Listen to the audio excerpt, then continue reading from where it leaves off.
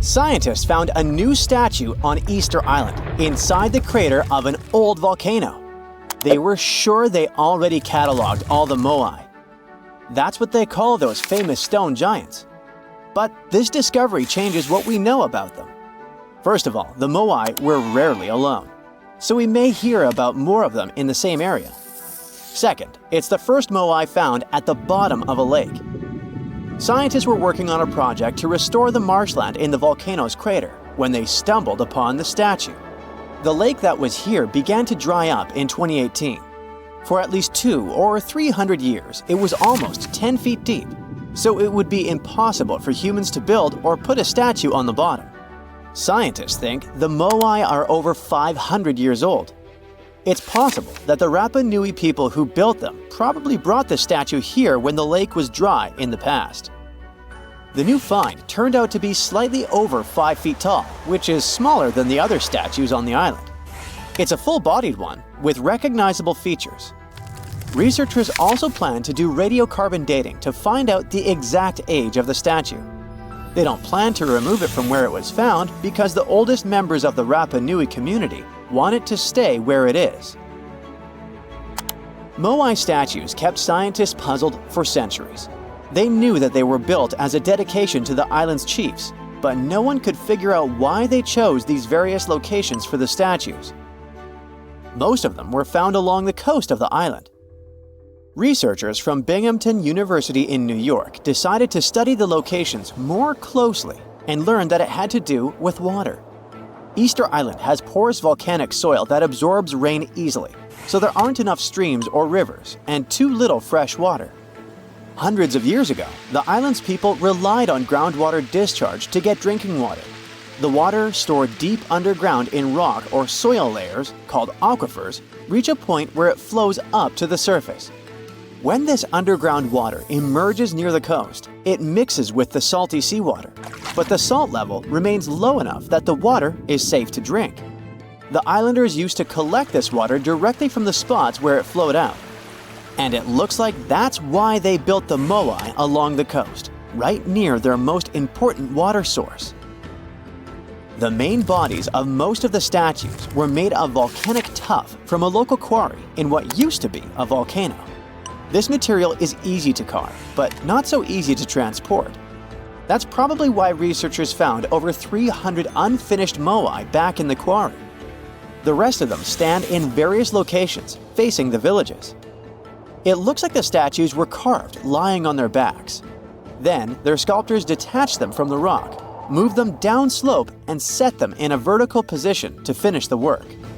When it was done, it was time to move the statue to its platform. And we're talking about moving statues that weighed around half as much as a single-story, unfurnished house without a car or any modern equipment for 3 miles. The locals must have invented some original transportation method. Scientists tried to recreate it and pulled moai replicas on wooden sleds. They thought someone would have used palm trees for that purpose, but this theory has been debunked. The most successful experiment so far was wielding ropes to rock the statue down the road in a standing position. This sounds legit, because the local Rapa Nui legends mention that the moai walked from the quarry. And of course, they needed a good road to get there. In the early 20th century, researchers Catherine Rutledge found an 800-year-old road network on the island. It was a bunch of pathways around 15 feet wide going from the quarry. She thought that those roads were ceremonial and not built just for the statues. She wasn't a famous scientist back then, so others mostly ignored the theory. Several decades later, famous Norwegian adventurer and archaeologist Thor Heyerdahl published his theory. He mentioned that the roads were there exclusively to transport the moai, and some of the statues were dropped along the way for some reason. But in 2010, researchers found that the statues reached their final destinations because they were all set on hidden platforms. The road floor was U-shaped, so pulling massive statues along them wouldn't be easy. You can still find roughly 15 miles of these roads on the island and see them from satellite images. Scientists used to believe that the Rapa Nui people made Easter Island unlivable and ruined their own civilization. But a new study, that used remote sensing data and machine learning says that the island's population didn't grow too big and collapse. Instead, the islanders figured out how to live in this challenging place and kept their population small and steady for hundreds of years. Researchers found amazing rock gardens as proof for this new theory. Easter Island, or Rapa Nui, is one of the most remote places on Earth where people live. It's surrounded by the Pacific Ocean.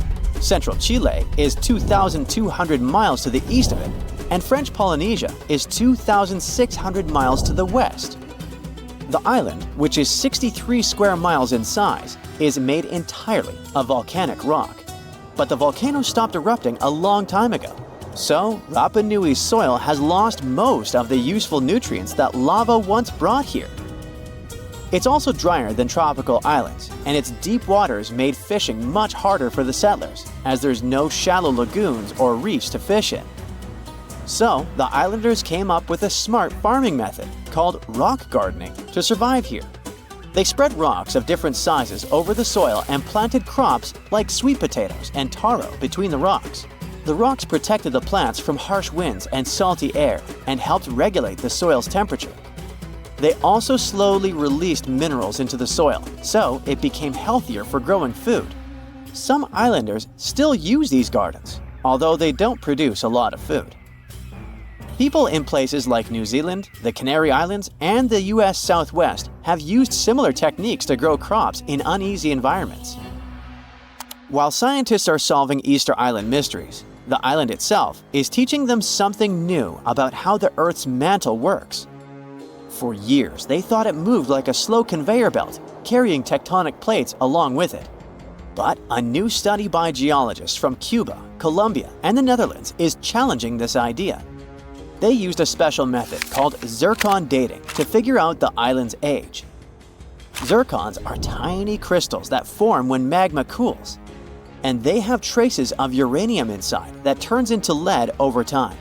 So, the scientists measured this change to tell the age of zircons. And they were shocked when they saw that some zircons were way older than expected, around 165 million years old. The island itself is only 2.5 million years old. The scientists found that these ancient zircons came from deep inside the mantle, under the tectonic plate, by magma from earlier volcanic activity. Easter Island's volcanoes are part of a group called hotspot volcanoes, formed by hot plumes of rock rising from deep within the Earth. Normally, these plumes stay in one spot while the Earth's crust moves above them and creates a chain of islands, like Hawaii. But the discovery of ancient zircons on a younger island shows there's more going on deep underground than we thought. Research showed that 165 million years ago, a giant volcanic plateau existed where Easter Island is now. But 110 million years ago, it sank under Antarctica because of tectonic subduction. Ancient zircon minerals stayed put and didn't travel away with the mantle conveyor belt. So, it looks like the mantle near hotspot plumes doesn't flow as much as scientists used to think. It stays still. This new idea could lead to big changes in how we understand plate tectonics and how the Earth's inside moves over time. Some mountains look so picture-perfect that you'd swear they were hand-sculpted by a divine architect. And the thing is, you're not that wrong if you think so. Wait, did someone really build mountains? Hidden deep in the Amazon rainforest, there's a bizarre cone-shaped peak that raises that exact question. And halfway across the world, there's a landscape that looks like someone spilled a massive bag of Hershey Kisses across a green field. No, you can't make this stuff up. Get ready to learn what would happen if a Hershey's Kiss and the Road to El Dorado movie had a baby in real life, because we're diving into two of the most mysterious and oddly satisfying natural formations on Earth, Cerro El Cono in Peru and the Chocolate Hills in the Philippines. One might be an ancient lost pyramid, and the other turns into chocolate every year. Well, sort of. Let's start with El Cono. This strange, solitary mountain rises more than 1,300 feet above the treetops in the heart of the Amazon, right near the Peru-Brazil border. Sure, the Amazon is no stranger to mountains. There are impressive ranges, like the Ameri Mountains farther north and the Andes, not in the Amazon per se, but running along Peru's spine. But you see, El Cono is different. For starters, it's completely isolated. If you fly over the region in a helicopter, all you'll see for miles is an endless emerald sea of rainforest. Then, boom, out of nowhere, a perfectly cone-shaped mountain juts into the sky like a giant green Dorito. It's not part of any major mountain chain, it doesn't have any siblings, and it looks so symmetrical that it almost feels artificial. And it's covered by forest. Now, naturally, this has sparked all kinds of theories. Some people think it's an extinct volcano. Others say it's a freak of erosion. And then there are those who whisper more exciting possibilities. What if it's a lost pyramid? And before you roll your eyes, this idea is not as wild as it sounds. And some people actually stand by this theory. After all, the ancient civilizations of South America built pyramids too. What? Yeah, can you believe that the Egyptians didn't actually invent the concept of pyramids? No joke. The Mochichachapoya and Inca civilizations all built monumental structures. In fact, pyramids are found all over the world, from Ethiopia and Thailand to Greece, Mexico, and even Italy. So why do pyramids keep popping up throughout history? Simple. They're structurally sound. The broad base supports the weight, and the pointed top was often seen as a symbolic connection to the heavens. Okay, but what are the chances of all these people coming up with the same idea at the same time? Okay, calm down. Ancient aliens. Yeah, that's possible. But as it turns out, ancient people did talk to each other via trade, migration, and cultural exchange. Ideas like pyramids didn't need to come from a secret one-world civilization. They just came from smart, curious humans scattered across the globe, all looking up at the stars and wondering how to get closer. In fact, recent archaeological discoveries have revealed massive ancient cities deep in the jungle that were completely swallowed by nature. In Guatemala, scientists uncovered a lost Maya city with its own pyramid structures. In Mexico, an entire metropolis was found buried beneath forested hills. So yes, humanity can forget an entire city. Take another look at El Cono from the air, and you might start believing it too. Its slopes are smooth. Its symmetry is uncanny. From above, it resembles a colossal step pyramid or ziggurat, cloaked in jungle vines and secrecy. And if someone told you it was the moss-covered remnant of an ancient civilization, you might just nod and say, "Yeah, I see it." Of course, no one's proven anything yet, but the mystery is delicious. Like a myth waiting to be cracked open. At the same time, for people who live nearby, El Cono isn't just a geological curiosity, it's sacred. In Andean cosmology, mountains like El Cono are known as apus, spiritual guardians of the land. These aren't just rocks, they're living beings, protectors, deities. Think Te Fiti from Moana, but South American and a little more mysterious. The indigenous tribes in the region still pay their respects to this mountain, treating it not as a tourist attraction, but as a sacred ancestor. And while everyone's busy debating whether El Cono is a mountain or a pyramid, nature's just vibing. The area surrounding El Cono is now part of Sierra del Divisor National Park, created in 2015 to protect one of the richest ecosystems in the Amazon. We're talking about rare plants, hundreds of bird species, many types of monkeys, and endangered animals like jaguars, giant armadillos, and even tapirs, the jungle's adorable pig-elephant hybrid. And yes, there are caves, springs, and even undiscovered ruins hidden deep in the forest around El Cono. So, what is El Cono really? Some geologists think it's likely a volcanic cone based on its shape. That's the official word from UNESCO anyway. Others argue it's a rare example of erosional geomorphology, a fancy way of saying wind, water, and time teamed up to carve a perfect mountain out of the landscape. Like geological origami, shaped by millions of years of natural forces. But the truth is, we don't know. Not for sure. Not yet. Until someone launches a respectful science-based expedition with drones, ground-penetrating radar, and a green light from the local communities, El Cono will keep its secrets. And maybe that's the best part. Sometimes it's mysteries that make the world feel truly magical. Now, let's jump onto a metaphorical plane and head to the Philippines, where the mystery continues and gets a little sweeter. Spread across more than 20 square miles, there are between 1,200 and 1,700 or even more perfectly shaped hills that look like chocolate kisses. Like seriously. In the dry season, the grass turns brown, and suddenly, it's like someone dropped hundreds of Hershey kisses all over the landscape. Sweet, right? These are the Chocolate Hills, duh. And they're some of the Philippines' most iconic natural wonders.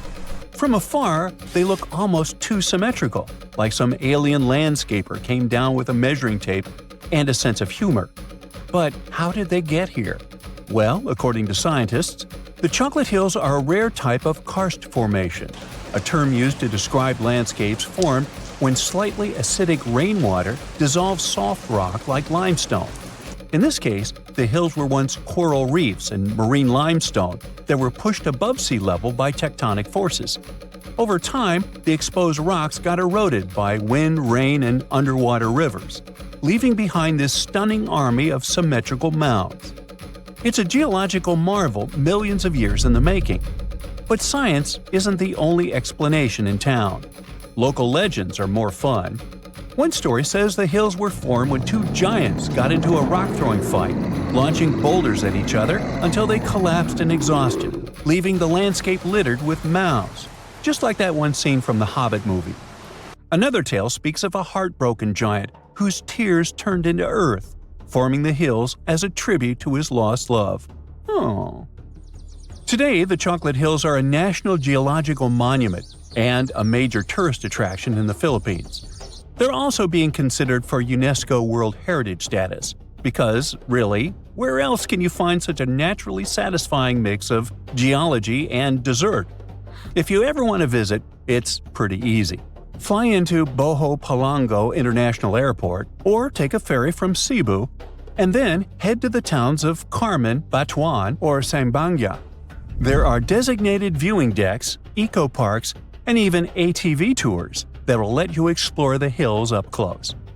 So, whether you're chasing lost pyramids in the jungle or climbing a mountain that turns into chocolate in the summer, the planet still has places that surprise and delight. And that's the real treasure. Sometimes, nature's weirdest, most beautiful shapes aren't hiding aliens or ancient tech. They're just proof that Earth has a wild imagination. In 1994, the Sherman family bought a small ranch in the state of Utah, 150 miles southeast of Salt Lake City. A spacious house, beautiful nature, a starry sky. One night, Terry Sherman heard a strange noise coming from the outside. He went out of the house and saw a huge wolf. He had never seen a wolf of this size. Terry chased the animal away and ran after it, but the wolf's tracks were lost. It was as if it had disappeared into thin air. This was just one of the many creepy and strange cases that occurred at Skinwalker Ranch. The land where the farm is located used to be inhabited by the Ute people. In the past, they clashed with the Navajo, who, according to legend, sent skinwalkers on them. According to locals, a skinwalker is an evil witch who can take the form of any animal or human. There are rumors that skinwalkers still wander in this area. Perhaps the Sherman family saw one of them, but it's not that important. The fact is that the appearance of the huge wolf was just the beginning. Over the next 2 years, the family reported strange flashes of light, mysterious objects in the sky, crop circles, and mysterious voices that seemed to hover overhead. But the worst thing was the damage to livestock. The Sherman family, fortunately, acted contrary to all the cliches of horror movies. In 1996, they sold the cottage to Robert Bigelow, a man who had a lot of money and was interested in buying this particular ranch. But why? Because Robert Bigelow was a fan of strange, unusual phenomena. He founded the National Institute for Discovery Science, or NIDSI, and the area where Skinwalker Ranch is located had been the center of attraction for creepy things. Since the 1950s, there have been hundreds of reports of mysterious objects in the sky in this region. And no, those are not your typical round flying saucers. People talked about different bright lights that took the form of doorways or portals. So, Robert Bigelow and his NIDSHI reported on glowing figures and animal diseases. But over the years of research, they could not provide any reliable evidence of the existence of something extraordinary. People saw all those strange phenomena, but their equipment didn't catch anything. So it all looked like a big hoax. But in 2016, something interesting happened. Skinwalker Ranch was sold to an anonymous buyer. 4 years later, the new owner did something no one had done before. Now imagine how cool it would be if all the strange phenomena were recorded not on old video cameras with poor quality, but on cool equipment with high-resolution video recording, powerful microphones, thermal imagers, and sensors. And what if you could also watch a live broadcast using this equipment? Well, that's exactly what the new rancher did. His name is Brandon Fugel, a real estate mogul from Utah. He not only bought the ranch, but also signed a contract with the History Channel to create a show, The Secret of Skinwalker Ranch. The point of this project is to apply a scientific approach to unexplained phenomena. To do this, he turned the ranch into a big reality show that's been running for 5 years. The first thing Brandon Fugel stated was that there would be no falsifications, fakes, or computer graphics. No show exploring strange phenomena can compare with this one in terms of realism and authenticity. Fugel uses thermographic imaging systems, plane transponder data receivers, magnetometers, special cameras that detect infrared radiation and convert it to images, and other complicated scientific equipment. He shares all the data with the audience and allows the most devoted fans of the show to monitor 50 cameras with microphones installed throughout the territory live at any moment. For money, of course. Membership in the Skinwalker Ranch Insiders program starts at $8 per month. During the entire existence of the show, more than 10,000 people have signed up. Participants can not only watch the ranch through cameras, but also rotate them and zoom in and out. In addition to cameras and thermal imagers, Fugel launched special lasers into the sky that reflect off any surface. If the sky is clear, the lasers go far up. If there's an object, the lasers reflect off it. In one of the episodes, they used this equipment to detect something flying and invisible. Fugel also said that he had seen strange flying objects with his own eyes. Skinwalker Ranch turned out to be a real twilight zone for him. Now one day, the camera footage showed one of the doors slam shut. Just like that, without any wind. Other terrible phenomena are connected with livestock. Animals often get hurt, and many of them simply don't survive. And there are loads of such strange, unexplained cases. Each episode of The Secret of Skinwalker Ranch is dedicated to a phenomenon and its exploration. But has expensive equipment helped to unravel any secrets or prove the existence of extraterrestrial or mystical forces? If this had been confirmed, the whole world would probably already know about it. Therefore, at the moment, it's just an interesting show for fans of mysterious phenomena. There's no direct evidence of the existence of anything unusual there. But, at the same time, there's no explanation for many creepy things. The show offers a huge scope for speculation and research.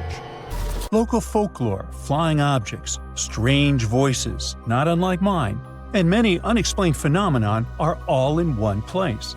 If all these stories are true, why are they happening exactly in this area? There are a lot of theories, but let's look at a few of the most popular ones. The first and most obvious one. Imagine that you have a popular show that makes you money. People watch it only because it shows mysterious, inexplicable things. But what if there's an explanation? In this case, the popularity of the show will drop and you'll lose money.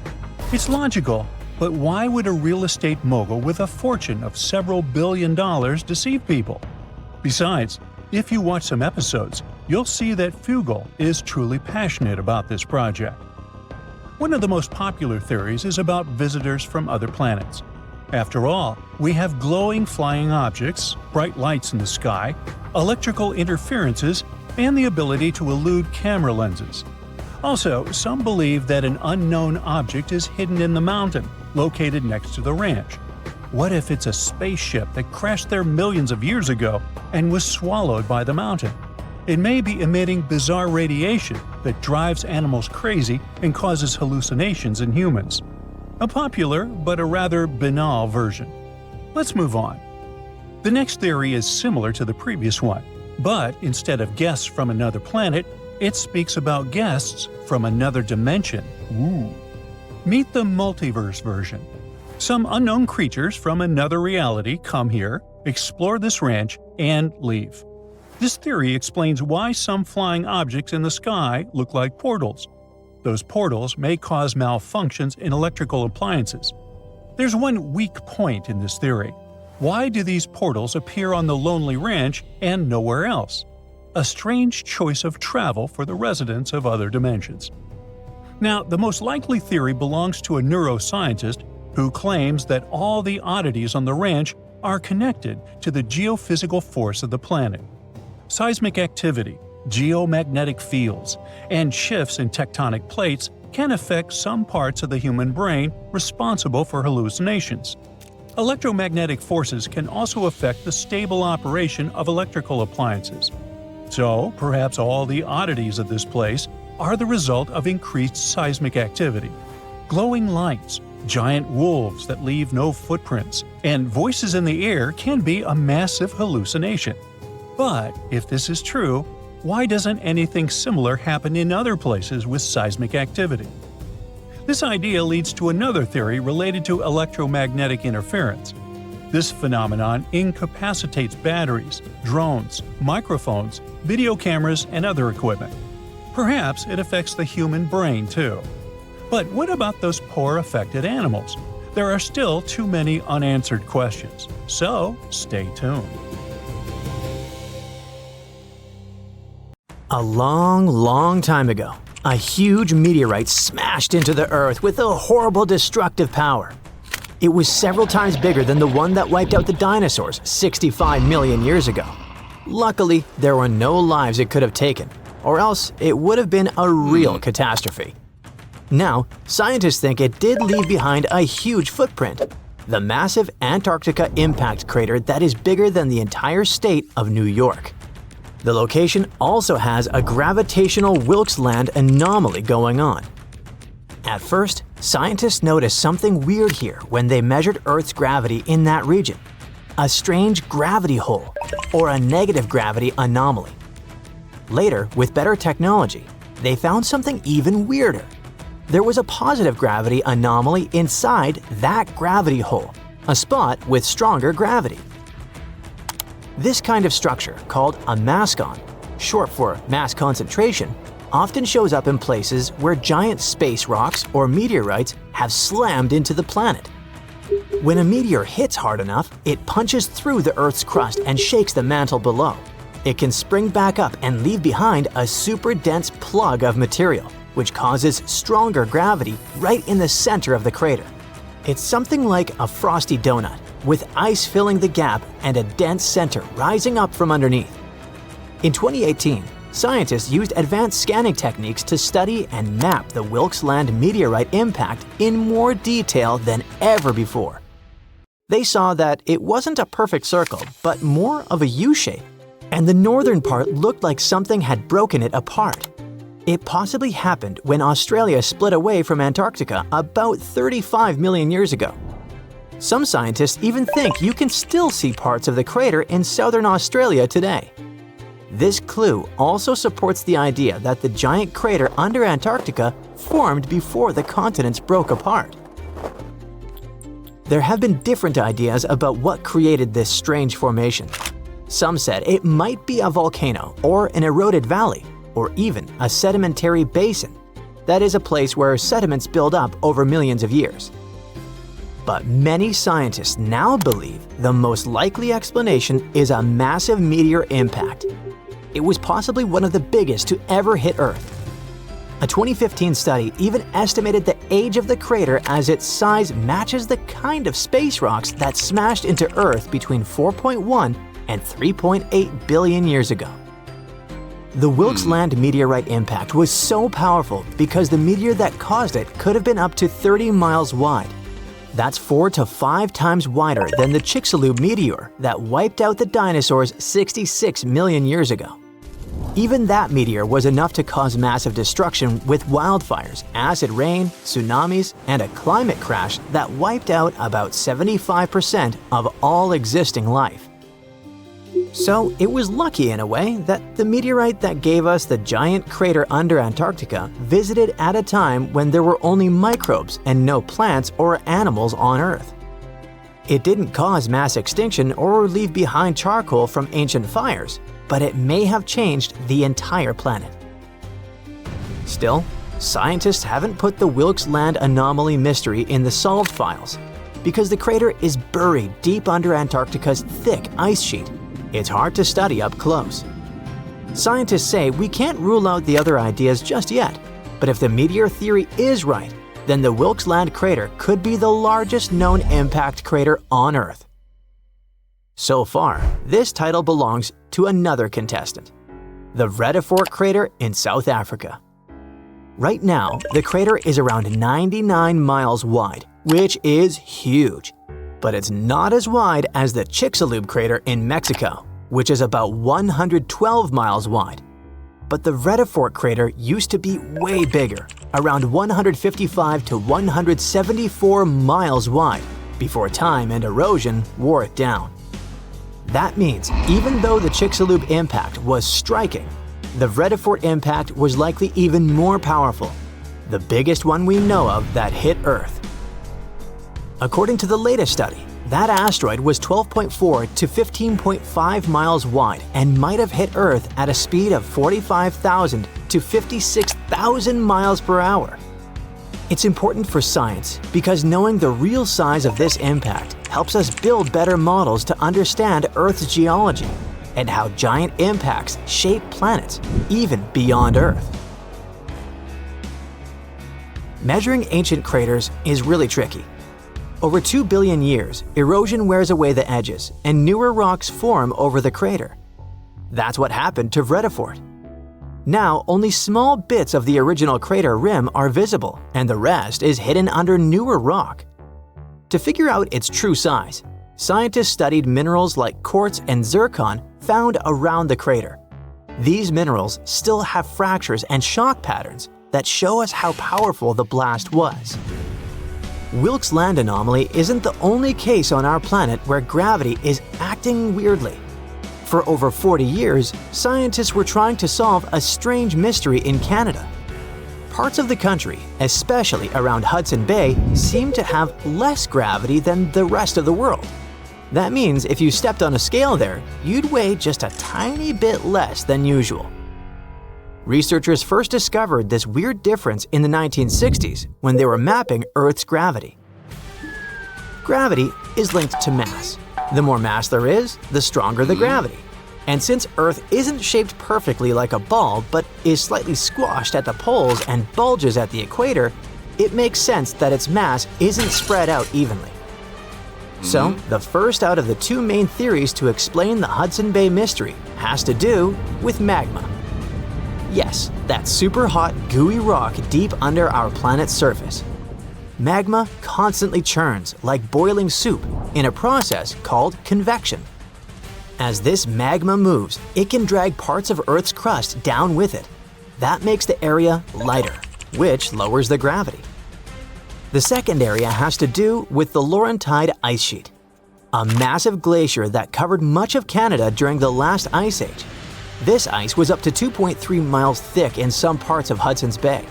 That's like stacking 10 Empire State Buildings on top of each other. Because it was so heavy, the ice pressed the land down like a thumb on a sponge. Even though the ice melted away about 10,000 years ago, the land underneath is still slowly bouncing back, kind of like a memory foam mattress after you get up. This slow rise is called glacial rebound, and it's happening at less than half an inch per year. Until the land fully bounces back, which could take 5,000 more years, it will continue to have less mass, and that means less gravity. Both of these theories are right. To figure this out, scientists used super advanced satellites, which floated around 300 miles above Earth for several years. These satellites flew in pairs and detected how far apart they were pulled as they passed over areas like Hudson Bay to measure tiny changes in gravity. When the front satellite passed over a low-gravity area, it drifted just slightly, and that change was recorded. Thanks to this research, scientists created detailed maps showing what Hudson Bay looked like during the last ice age.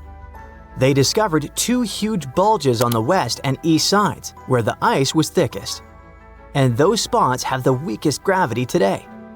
The effects of this are still visible, and while sea levels are rising in most parts of the world, the land around Hudson Bay is rising so fast that sea levels there are actually dropping.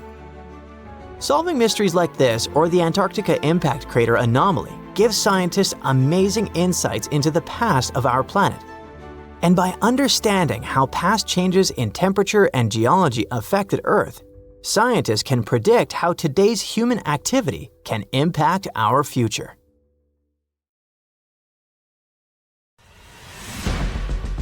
Stone Age people were grunting cavemen with spears. True or false? Absolutely false. They were gathering around and forming real culture as far as we've discovered. In Turkey, scientists uncovered a 12,000-year-old mystery that's revising history. It's a sophisticated cosmic calendar made out of giant stone temples that may actually be a warning from the stars. We're talking about Göbekli Tepe. This prehistorical site predates even Stonehenge, our classical stone ring circle, by 6,000 years. And it upends why we think Stone Age civilizations emerged and thrived. Here's how this discovery could change our collective history. Around 10,850 BCE, a massive comet, or better yet, a bunch of comet fragments, smashed into Earth. The skies darkened, the temperature dropped, big animals vanished, and it kicked off a mini ice age that lasted over 1,200 years. What's now a place called Göbekli Tepe was home to a group of humans who survived this entire chaotic event. After it happened, they started paying close attention to the sky. As a way of trying to control time a little bit more, they tracked the movements of the sun, the moon, the planets, and comets. This in turn led them to build a huge lunisolar calendar, the first one in the world. Now, if you were to tour around this classic Stone Age monument, you'd see that not all the stone pillars are blank. Some of them have carvings, like this main one with a bunch of V's on it. Turns out there are 365 V's, which scientists believe represent the days of the solar year. One of them, a V hanging on a bird's neck, is thought to mark a solar eclipse. Other pillars have dangerous animals carved on them, like foxes, lions, scorpions, vultures, twisting and crawling up the sides. Unlike typical Stone Age carvings, these weren't of edible animals like deer or sheep. One of the theories is that these drawings were symbolic. Some archaeologists believe they reflect the fears and chaos this civilization had lived through, a kind of collective attempt to make sense of a terrifying and unpredictable world. Archaeologist Danielle Stordur has highlighted the images of vultures, saying they represent the people who passed away. In some ancient cultures, vultures were believed to carry the souls of the deceased into another realm. She's seen similar symbols in ancient sites nearby. To understand why this all makes sense, we need to dig deeper into the real purpose of this site. Göbekli Tepe was discovered in 1994 by German archaeologist Klaus Schmidt, who realized that the hill in southeastern Turkey wasn't just another Neolithic mound. Underneath it, his team uncovered massive stone circles supported by pillars weighing up to 20 tons. Radiocarbon dating puts the site at around 12,000 years old, making it the oldest known ceremonial structure ever built. I mean, it predates the Egyptian pyramids by over 7,000 years. This discovery shocked the archaeological world. At the end of the Ice Age, humans were supposed to be nomadic, surviving off wild plants and animals, not building sacred complexes with symbolic art, and giving birth to what we now classify as civilization. We usually think civilization starts with farming, then villages, then crops. But this site suggests something more surprising. Early humans may have come together not to grow food, but to worship. Schmidt found no signs of homes, hearths, or permanent settlement, just stuff used for rituals and gatherings. This has led researchers to believe that spirituality and communal rituals came first and that farming followed. Because to build something this massive, you'd need hundreds of people working together, which in turn would have sparked the need for food, organization, and social structure. In other words, the temple came first, then the village, then the farm. Now, Göbekli Tepe isn't just stirring debate because it's old. It's because it seems too advanced for its time, and that's where the more controversial theories start to emerge. Some researchers believe the builders of Göbekli Tepe weren't simply primitive hunter-gatherers experimenting with stone tools. They may have been the inheritors of ancient knowledge, remnants of a much older civilization that existed before the end of the last ice age. This idea ties into the Younger Dryas impact hypothesis, a theory that a comet struck Earth around 10,850 years ago, triggering a sudden and catastrophic climate shift. According to this view, the survivors of that event passed down their knowledge through symbolism, architecture, and oral tradition. And Göbekli Tepe could be one of the earliest attempts to preserve that memory. Now, if that's true, then the carvings at this site, especially the animal symbols on the pillars, aren't just decorative. They could be astronomical codes, tracking constellations and celestial events. But one pillar might hold the biggest secret of all. It's called the Vulture Stone, and it's freaking archaeologists out. On it, you'll find a strange combination of figures: a headless man, birds, and a scorpion. To the untrained eye, it might seem random, but some researchers believe these are ancient representations of constellations, like Scorpius among them, and that the headless man symbolizes a mass extinction event. Some even argue that this is the oldest known record of a comet impact, the one that triggered the Younger Dryas. And if you're wondering who this older lost civilization might have been, they are called Atlantis, or more neutrally, Civilization X. Theorists like Graham Hancock suggest that this advanced culture, destroyed in the chaos of the comet impact, passed fragments of its knowledge to survivors around the globe. In that case, Göbekli Tepe wasn't the start of civilization, it was the restart. Now, back to the stones.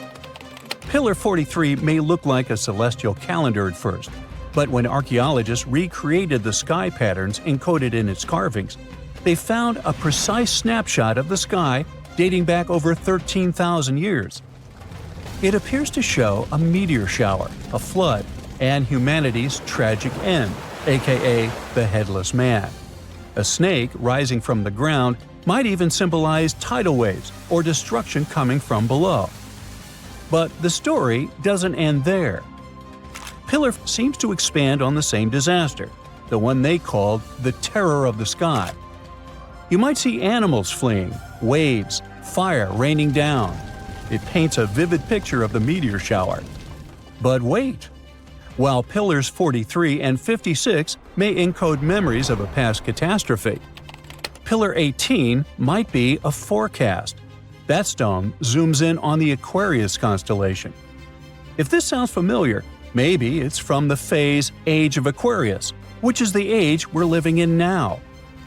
Some enthusiasts believe this may be a warning for us, and may be telling us that a similar meteor shower will hit Earth and thus you and me and us. I mean, chills! But hey, that's the kind of mystery that makes Göbekli Tepe so captivating. Today, archaeologists know that Göbekli Tepe was part of a much larger sacred complex, now known as Taş Tepeler, a network of ancient sites across the region, each with its own secrets and structures, but connected by shared patterns and motifs. In 2019, excavations began at this sister site, just 40 miles from Göbekli Tepe, known as Karahan Tepe. And here's the twist. Some researchers believe Karahan Tepe might be even older.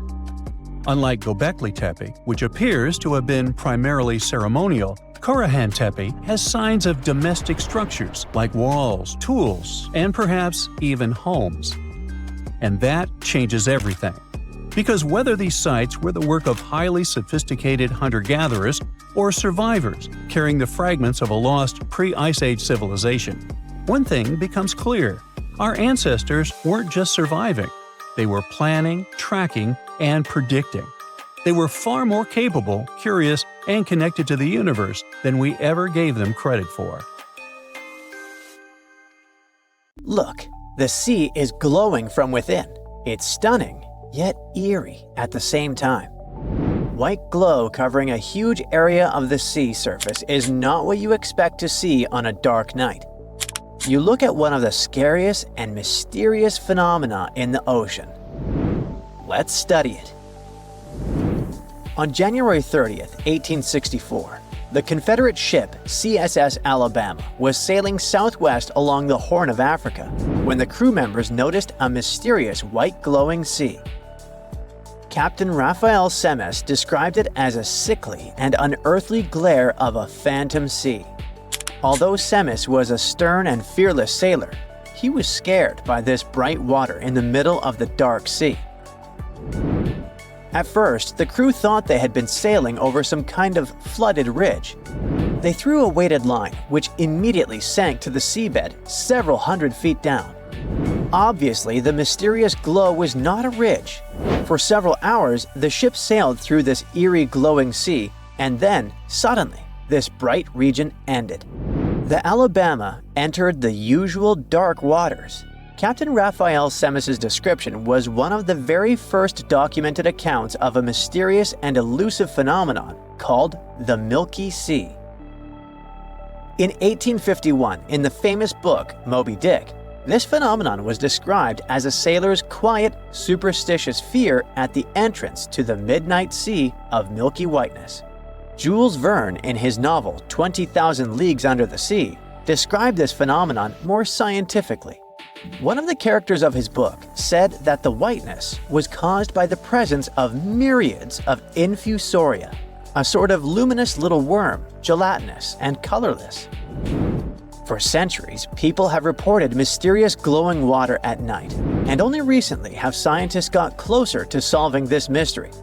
But first, let's be clear. What Captain Raphael Semmes saw was slightly different from that violet-blue glow called bioluminescence. Aristotle wrote about luminous algae and phytoplankton in the 3rd century BCE. He noticed that sometimes the water produced bright blue flashes when he hit the surface of the sea with a baton. In 1492, Christopher Columbus observed unusual flickering of light in the ocean caused by bioluminescent marine worms. As it turned out later, those worms rose to the surface to perform a circular mating dance. In the late 1800s, scientists discovered that bioluminescence is the result of an oxidative reaction inside certain animal and plant cells. You might have seen it at night while walking along the shore. If not, you can watch a video with bioluminescent water on the internet. But milky seas are a slightly different phenomenon. The sea glows white as if it's illuminated by a bright spotlight, and the area of white water can extend for miles. Unlike bioluminescence, milky seas are a rarer and quite elusive phenomenon, which is why it was so difficult for scientists to determine its nature. People didn't come across such glowing waters very often, so many regarded it as legends about mermaids or sea monsters.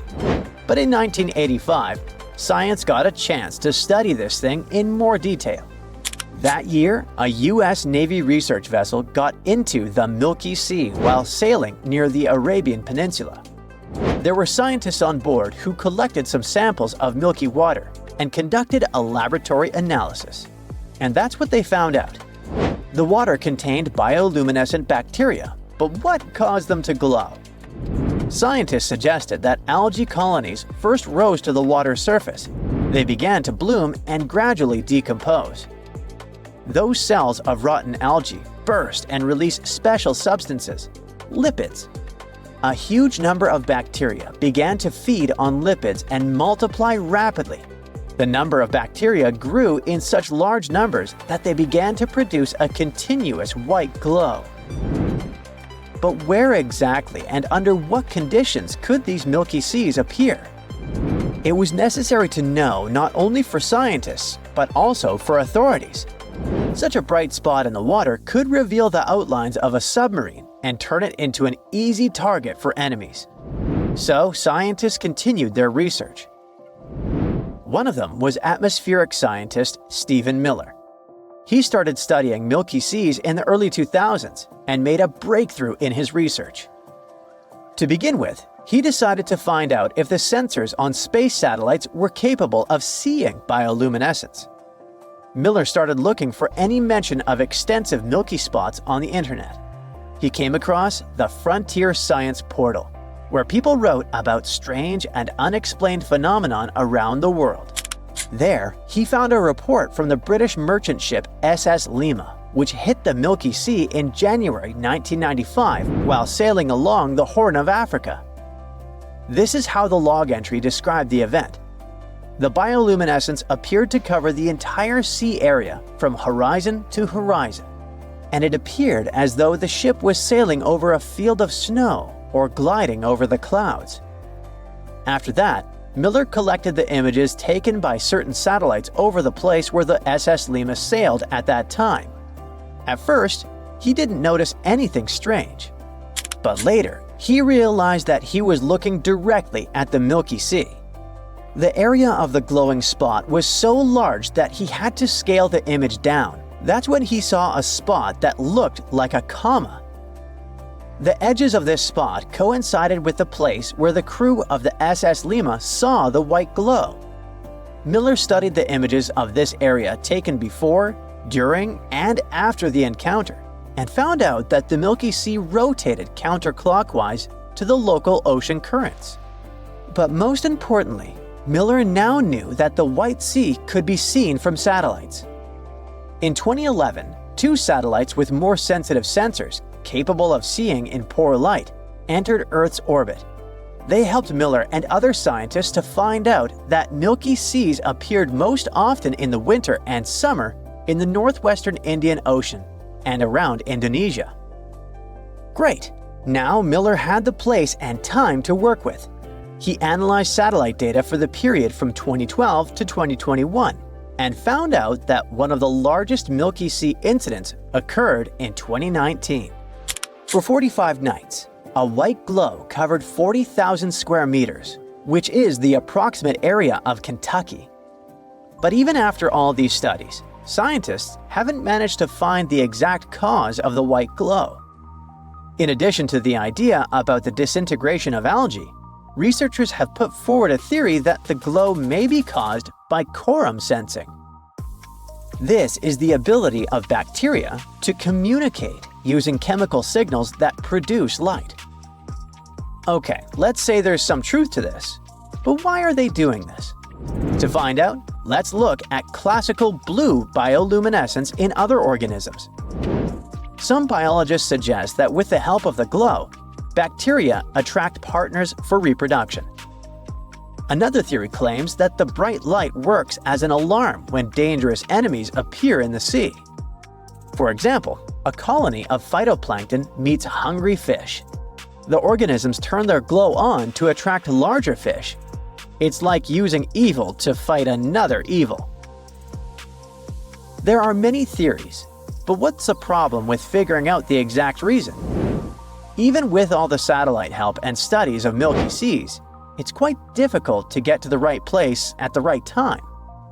Let's say a white glow the size of a football field appears in the sea. The satellites notice this and send a signal to the research center. Next, a team of scientists boards a vessel and goes directly to the place. The distance to the Milky Sea can be quite big. And by the time they arrive, the glow has already disappeared. In an ideal situation, scientists need to be around the area before, during, and after the glow to get the full picture.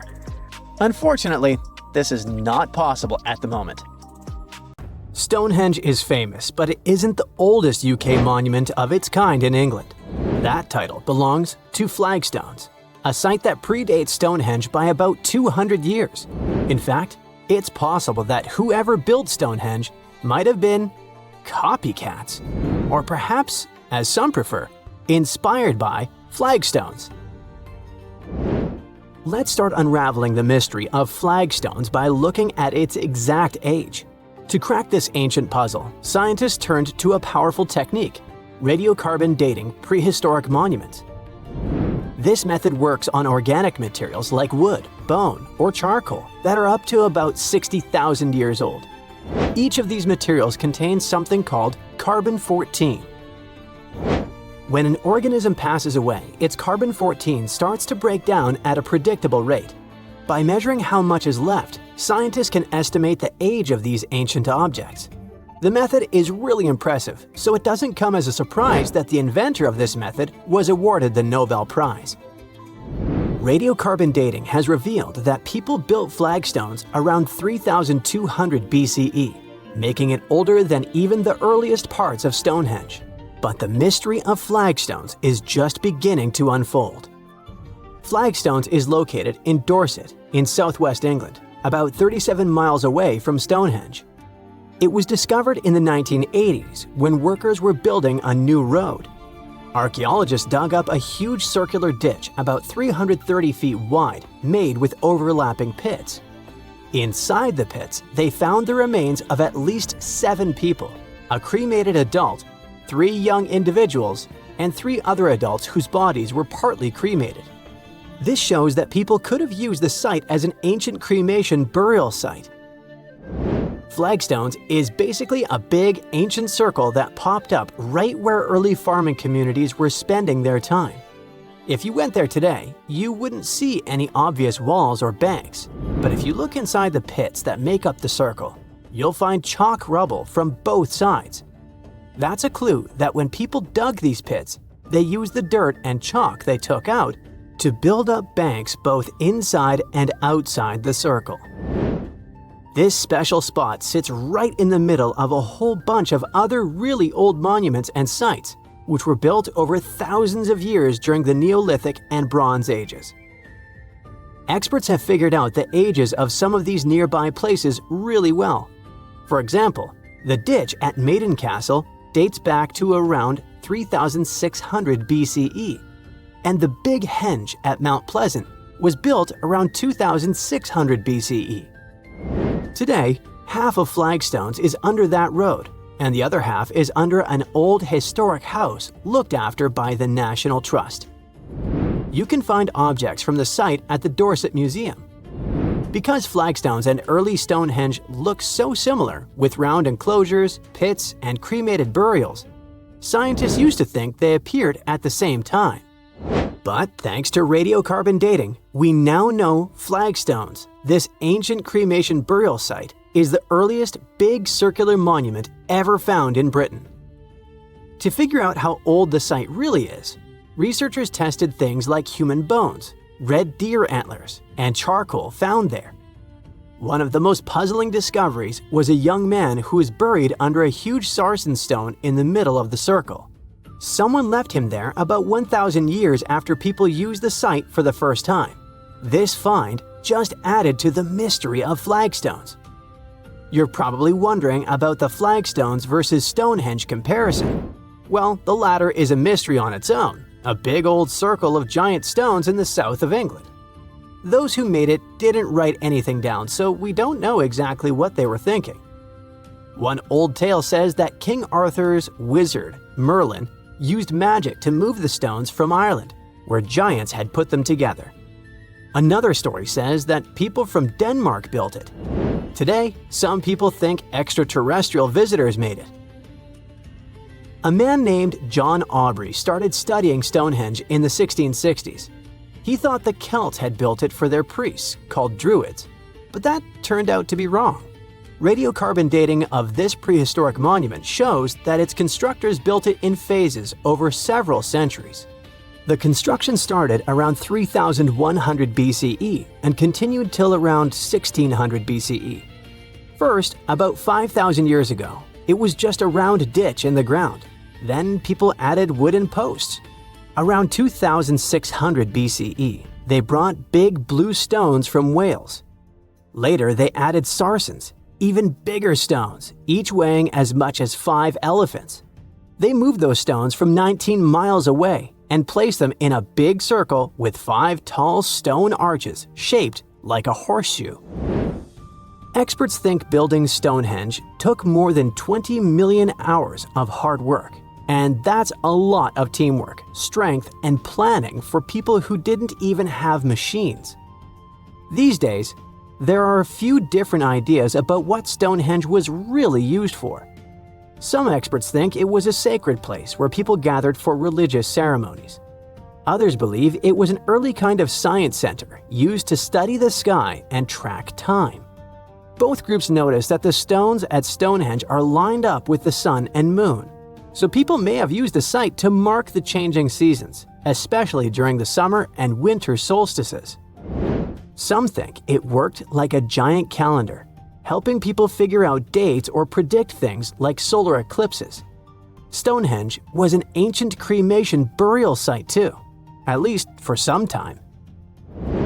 Anyway, if we continue with the flagstones versus Stonehenge comparison, we can't but dwell more on the age of these monuments. Flagstones is older than Stonehenge. In fact, it's one of the oldest UK monuments. It's really special because it's the most ancient big round enclosure ever found in Britain. According to the newest studies, its age is about 5,200 years old. After it was built, more and more round monuments started popping up in other places too. Before its construction, most ancient monuments were long and straight, like rectangular barrows or burial mounds, or long ditches called cursus monuments. Some had even more random shapes, but the flagstones monument shows a big change. People were starting to build in circles instead. Some experts think this idea of circular monuments might have come from Ireland, where people were already burying cremated bodies in round tombs. On the other hand, even though flagstones has turned out to be older than Stonehenge, the new findings suggest that Stonehenge might need to be redated. Some of the objects found at Stonehenge, like animal bones, are actually older than the main structure itself. For example, near the entrances to Stonehenge, archaeologists found deer bones and cattle skulls that date to around 3,200 BCE. Experts used to think that people kept those bones for a long time before burying them. But it's possible there was an early version of Stonehenge made from overlapping pits that existed before the big circular ditch was built around 2,900 BCE. Now, could flagstones and Stonehenge have been part of a bigger shared tradition? Could there have been other ancient cremation burial sites in the UK? After all, these constructions aren't the only round prehistoric monuments in Britain. In Wales, there's a similar site called Llandagai, which also looks like a circular burial place. Such a way of burying the deceased might have been a common custom across the UK because you can see similar structures in Eastern Ireland. In the Boyne Valley, for example, there are ancient places like the Mound of the Hostages that people used in the same way. Now, researchers want to do more digging in Ireland to see if some of those monuments were built before 3,200 BCE. If they're even older than flagstones, they might help explain where the idea of building round burial sites started and why people across Britain and Ireland were building them. The more we learn, the better we'll understand what these sites were really for and how the people back then might have shared beliefs and traditions across the sea. Hopefully, one day, we'll figure out the mystery of flagstones, one of the oldest monuments in the UK. Not many civilizations are as mysterious as ancient Egypt, a powerful empire that lasted over 3,000 years. It gave us pyramids that still stand and myths that still inspire. It's one of the most explored places on Earth, yet somehow, we still find exciting stuff. In Abydos, archaeologists just uncovered a 3,600-year-old royal tomb. It's huge! It has golden hieroglyphs of deities covering the entrance, but the pharaoh's name? It's not there. It's missing. Who was this ruler, and what new chapter could this open in Egypt's story? If there's one place in Egypt where the line between life and demise feels thinner, it's Abydos. To the ancient Egyptians, this was sacred ground. They believed it was the burial place of Osiris, the god who literally passed away, had his remains separated, and came back to life to rule the underworld. Because of that, Abydos became Egypt's spiritual gathering place. Pharaohs built amazing temples here, like the Temple of Seti, famous for its King's List, a wall that has the names of 76 pharaohs carved in it. Pilgrims came from across Egypt, leaving offerings and participating in Osiris festivals, where his demise and rebirth were ritually reenacted. It wasn't just symbolic worship, it was Egypt's version of Comic-Con. But instead of cosplaying superheroes, people reenacted gods coming back to life. Obviously, pharaohs competed to be buried as close to Osiris as possible. Abydos became part cemetery, part holy city, part afterlife insurance policy. Fast forward thousands of years, and we still uncover remarkable stuff around Abydos. That's the case with the recently discovered tomb. In early 2025, a joint team of researchers from the US and Egypt decided to dig beneath a rocky rise ominously called Anubis Mountain. You remember Anubis, the jackal-headed deity who guarded cemeteries. The uncovered royal burial was hidden 23 feet below the surface. Sadly, even though it eluded archaeologists for so long, robbers had already taken away with treasures ages ago. They could definitely tell this was a tomb of someone super important.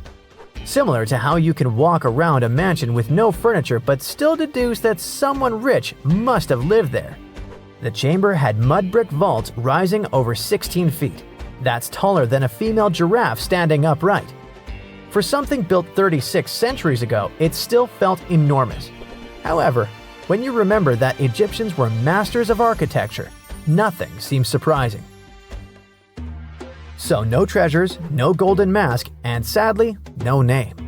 The cartouche that should have spelled the king's identity was unreadable. Egyptian tombs usually bragged about who was inside. In ancient Egypt, a cartouche was basically a big oval name tag for kings wrapped in hieroglyphs. Think of them as VIP passes that worked in both this life and the next. Without it, your soul couldn't check into the afterlife hotel.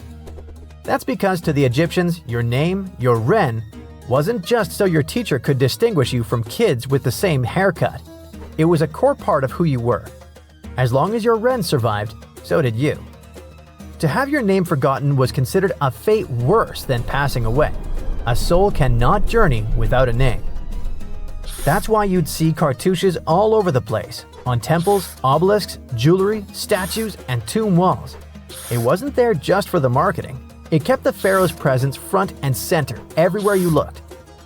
Imagine building a massive tomb only for 3,600 years later to walk in and go, who is this guy again? Not cool at all. That's why it's fair to imagine our nameless pharaoh haunting the robbers for all eternity. So yeah, cartouche was considered very significant.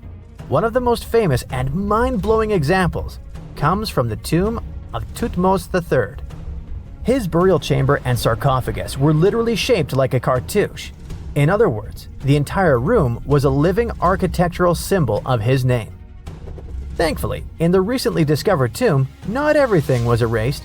Painted in golden hues at the entrance were two familiar guardians, deities Isis and Nephthys. Isis was the magician who stitched Osiris back together and breathed life into him. Nephthys, her sister, was the eternal mourner and protector of the mummy. Together, they promised that whoever rested here would not face the afterlife alone, and it's one additional proof of the importance of the mysterious pharaoh. So, who could this be? To answer that, we need to go down history lane. This tomb dates back to Egypt's messy chapter called the Second Intermediate Period. Instead of one ruler in charge, the country had many rival kingdoms, each with its own little power base, like a real-life Egyptian version of Game of Thrones. And right in the middle of that chaos was Abydos. For a while, it was home to its own line of kings, the so-called Abydos dynasty. Those weren't the pyramid builders everyone knows, and that's why they're so mysterious. They left behind almost nothing. No great monuments, no sprawling cities, just fragments of names on broken blocks. For centuries, many scholars even doubted they existed at all. That sorta changed in 2014, when archaeologists uncovered the tomb of Senebkay, one of those shadowy kings. Now, everything we know about Senebkay points to him having quite a story to tell. His bones revealed 18 deep wounds, the kind you get in battle. He had blows to his skull, back, and hands, and likely lost his life fighting, making him one of the few pharaohs we know who sadly fell in combat. His tomb was modest, with reused artifacts from earlier kings, but it delivered one priceless thing: proof. Until Senebkay, the Abydos dynasty was just a theory. With him, it became real. And that's why the new discovery could be a big deal. The newly uncovered royal tomb at Abydos shares the same layout and style as Senebkay's. It has limestone chambers, mud brick vaults, and protective deities, although it's much bigger. Which again raises the possibility that we're looking at an even earlier, more powerful ruler of Abydos. Whoever he was, he wanted to be remembered alongside the greats. Which is ironic, because it seems that history tried erasing him. Perhaps additional findings alongside his tomb could tell us more. Yes, there's more, and it's actually pretty cool. Not far from Abydos, in the village of Banawit, archaeologists uncovered a Roman-era pottery workshop. Yeah, you heard that right, a pottery factory close to a pharaoh's burial ground. The site had huge clay kilns, storage rooms, and even broken shards called ostraca. They were basically ancient sticky notes. Except instead of shopping lists, those had receipts scratched onto them in Greek and Demotic Egyptian. Little records of everyday transactions, the kind of thing you'd never expect to find near a lost dynasty king. Honestly, the potters missed a chance. Forget boring receipts, they should have been selling Osiris's mugs and Anubis figurines to pilgrims and tourists. But that's not all. It seems that centuries later, during the medieval period, the same ground became a cemetery. Archaeologists found mud brick graves with skeletal remains. This could mean that Abydos kept its aura of significance for hundreds of years after the Age of Pharaohs. So why this hill again and again? Is this place really a getaway to the afterlife? It is, after all, the very place where Osiris is said to rest. That belief lingered like a shadow for thousands of years, strong enough to pull in pharaohs and later medieval families. Different rituals, same sacred ground. Although, to be fair, the Romans weren't here for Osiris. They came to make pots. The story of Abydos is not over. The excavations will continue, and who knows what else could be discovered in the future. Today, archaeologists are armed with tools that are basically X-ray glasses for the desert. Every scan could reveal a hidden chamber, or if we're lucky, finally give our nameless pharaoh his wren back to him. In fact, I became strangely invested in finding out who he was. So let's hope for some news soon. It's only a matter of time. Do you have your own theories? Let me know. So, there's a mysterious doorway in the middle of Antarctica. Some people think it's Bigfoot's vacation home, or a shuttlecraft from Star Trek, or maybe a door to Agartha, a mythical kingdom some people believe is located in the center of the Earth. Well, the scientists debunked all these poetic theories and explained that what looks like a mysterious doorway is located in an area of fast sea ice. It's offshore of the coast and is full of little islands with shallow water around them. When ice flows around hard rocks hidden underneath, it can create patterns that look odd but are totally normal. In this spot, the ice is thin, so the rocks underneath have a big effect on how the ice moves. The cold winds in Antarctica also shape the ice and snow and make it look like they're lines and shapes. So, the mysterious doorway is just a rocky ridge poking out because the ice has melted a little. The top of the doorway is the tip of the rock, and the sides are snowy trails left by strong winds blowing in the same direction. It's essentially an iceberg that got stranded and is melting in one place. One YouTuber found another out-of-place mysterious object more than 150 miles off the shore of Antarctica, a 400-foot-long ice ship. The internet went wild with theories like that the ship must have ended up there right from the Bermuda Triangle. But there was no scientific proof that it was a ship and not just a large chunk of ice. And once some other internet users revisited the place, they noticed the ice melted in the summer and the hypothetical ship was gone. Another mysterious Google Maps find in Antarctica was a pyramid. And before you make up an exciting theory about how the ancient Egyptians built a secret base here, I have to tell you it turned out to be just a mountain. It's part of the tallest mountain range in Antarctica that stretches for almost 250 miles.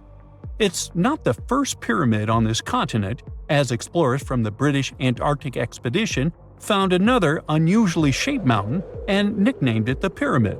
But this one didn't even have a pyramid shape. Here's one Antarctic find that definitely won't disappoint you: a giant ice shelf that reminded scientists of the Grand Canyon. A special submarine robot named RAN covered over 600 miles under the thick ice and brought back some amazing footage of icy mountains, valleys, flat plateaus, and swirly patterns made entirely of ice. One of the strangest things RAN found was giant bowl-shaped holes, or scoops, in the ice. Sadly, scientists lost track of the robot. They think that curious Wendell seals may have accidentally bumped into RAN and caused it to get stuck.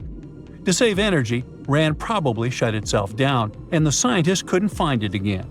But the team is hoping to build a new robot and continue exploring this icy canyon to see how the patterns under the ice might change over the years. Another huge Antarctic canyon was found thanks to bad weather. A team of sound experts had to pause their work at the Casey Research Station in a storm. Instead of waiting around, they decided to use the unexpected free time to map the seafloor near Adams Glacier. And that's how they found a canyon that is almost 7,000 feet deep, almost 30,000 feet wide, and stretches over 28 miles away from the glacier. During the mapping, they discovered just part of the canyon before they had to go back to the research station. But when bad weather came in again, the ship went back and mapped more of the canyon. They were working in waves up to 13 feet high and super powerful winds, but they managed to get about 15 hours of data to complete their map. On the way back to Australia, they stopped one last time, and now they've got a full picture of the canyon. Studying it is helping scientists learn more about the history of glaciers and the interaction between the Antarctic ice sheet and the ocean. Now, there's a frozen lake in Antarctica called Lake Enigma. For a long time, people thought the lake was completely frozen solid. But during one expedition, researchers found that under the thick ice, there was a layer of liquid water about 40 feet deep. To learn more, they drilled through the ice and sent down a camera to explore what was hiding in the lake's depths. The lake's water, which they think comes from the nearby Amorphous Glacier through a secret underground pathway, was filled with strange microbial life. These tiny microbes lived in mats that covered the lake bed. Some of the mats were thin and spiky, and others looked like crumpled carpets, or even small tree-like shapes that grew up to 16 inches. Many of the microbes could make their own food through photosynthesis, just like plants do, and it gave the lake a high amount of oxygen. One of the coolest discoveries was a type of microbe which usually lives in low-oxygen places. Lake Enigma might be similar to environments on icy moons like Europa or Enceladus, so it could mean that these moons also have hidden water under their ice and possibly microbial life too. One more mind-boggling discovery from Antarctica is tiny pieces of amber in mudstone, found here for the very first time. It took scientists years of studying incredibly well-preserved fossilized roots, pollen, and spores that they found back in 2017. Amber proves that resin-producing trees once grew in Antarctica, part of a lush rainforest that existed near the South Pole during the mid-Cretaceous period. Back then, disclaimer, I wasn't around then, The trees would have had to survive through months of darkness during the long Antarctic winters. Scientists believe they adapted by going dormant for a long time. The amber pieces the scientists found are tiny, but they are beautiful shades of yellow and orange with bumpy surfaces that show how the resin flowed out of the trees. This resin likely leaked out to protect the trees from insects. It was preserved because water quickly covered it and kept it safe from sunlight and air. A scientist was browsing through satellite images for brown trails of penguin waste and found 4 new colonies of emperor penguins at the base of the globe. These new colonies likely have been around for years, though 3 of them are rather small, with fewer than 1,000 breeding penguins each. One of the new colonies was found close to a place called the Lazarev Ice Shelf, where there used to be a larger penguin colony. They thought this colony went extinct in 2019, but it seems the penguins have just moved a bit because of changing sea ice conditions. So studying them can help us learn more about how emperor penguins adapt to changes in the environment. Now, there used to be a giant river system in Antarctica 40 million years ago. Researchers found proof of it after studying soft sediments and hard rocks from the frozen seabed. They looked at tiny bits of radioactive elements, like uranium and lead, and learned that the deeper dirt came from the time of dinosaurs. The dirt closer to the surface was younger and had an interesting pattern, like the kind you see in river deltas today, such as in the Mississippi River or Rio Grande. Scientists found tiny signs of life in the sand. The river that once flowed here started in the Trans-Antarctic Mountains and traveled 930 miles before it reached the sea. Researchers kept studying newer layers of dirt from about 20 million years ago. They hope this will help them predict what the Earth's weather patterns might be like in the future. In the UK, there are around 115,000 mailboxes, with some of them placed in questionable locations.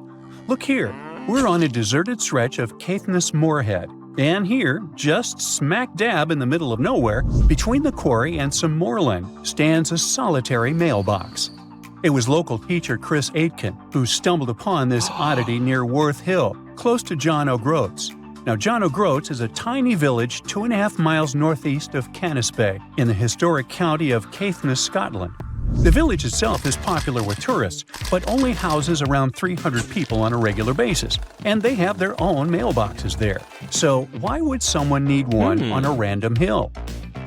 When Chris shared a photo online, someone chimed in with a theory. A while back, an entrepreneur was selling tiny parcels of land near Campster, claiming buyers became lairds with their little plots. Could this mailbox be related to that? Now, the box, proudly labeled Laird of John O'Groats, features the name Thorsten Sommer and an address in Germany. There's a PIN number on the front, but when Chris opened it, all he found was a website link. The site has pics of Sommer waving a Scottish flag and talking about his love for Scotland, even calling himself the Old Scotsman. Chris tried reaching out through the website for more info, but hasn't heard back. It might be linked to Sommer's reported purchase of a tiny patch of land, but buying Scottish laird titles is often seen as a fraud, giving no real title at all. The area around Worth Hill has had some recent police action too, after a body was found nearby. Ooh, could that somehow be connected to this mysterious mailbox too? Well, enough of the detective stories. Let's dive into some high-end fashion, shall we? So, you might have come across that funky image popping up all over the internet, claiming there's a pop-up Prada store in the Texas desert. Well, it's kind of true and kind of not. Yes, there's a shop, sort of. It showcased a whole range of Prada gear worth around $80,000. And guess what? Miuccia Prada herself handpicked the items. But still, you couldn't buy a single thing there. No cashiers, no shop assistants. It was like the place was permanently closed. The twist? It's actually an art installation. Made entirely of biodegradable materials, it was designed to gradually blend back into nature, taking a fun jab at our current consumer culture. But why display goods you can't actually buy? Well, it's a metaphor for the elusive charm of luxury. While it was meant to decay in peace, the hype surrounding it led to a surprising amount of foot traffic and even some chaos. After trying to fend off a few would-be thieves, the artist had to admit defeat. Now it's a hotspot for photos, drawing everyone from tourists to celebrities. Right, you can find a brand person in the desert, but can you, let's say, find a car somewhere in Welsh caves? Well, the answer is yes, and let me tell you, it's not just one car, but many of them. The Cavern of Lost Souls is a well-known abandoned car cave tucked away in Wales. Once upon a time, it was a slate mine in Ceredigion, where workers pulled out tons of slate and transported it using narrow-gauge horse-drawn tramways. But as the mining industry faded away decades ago, the mine fell into a hush.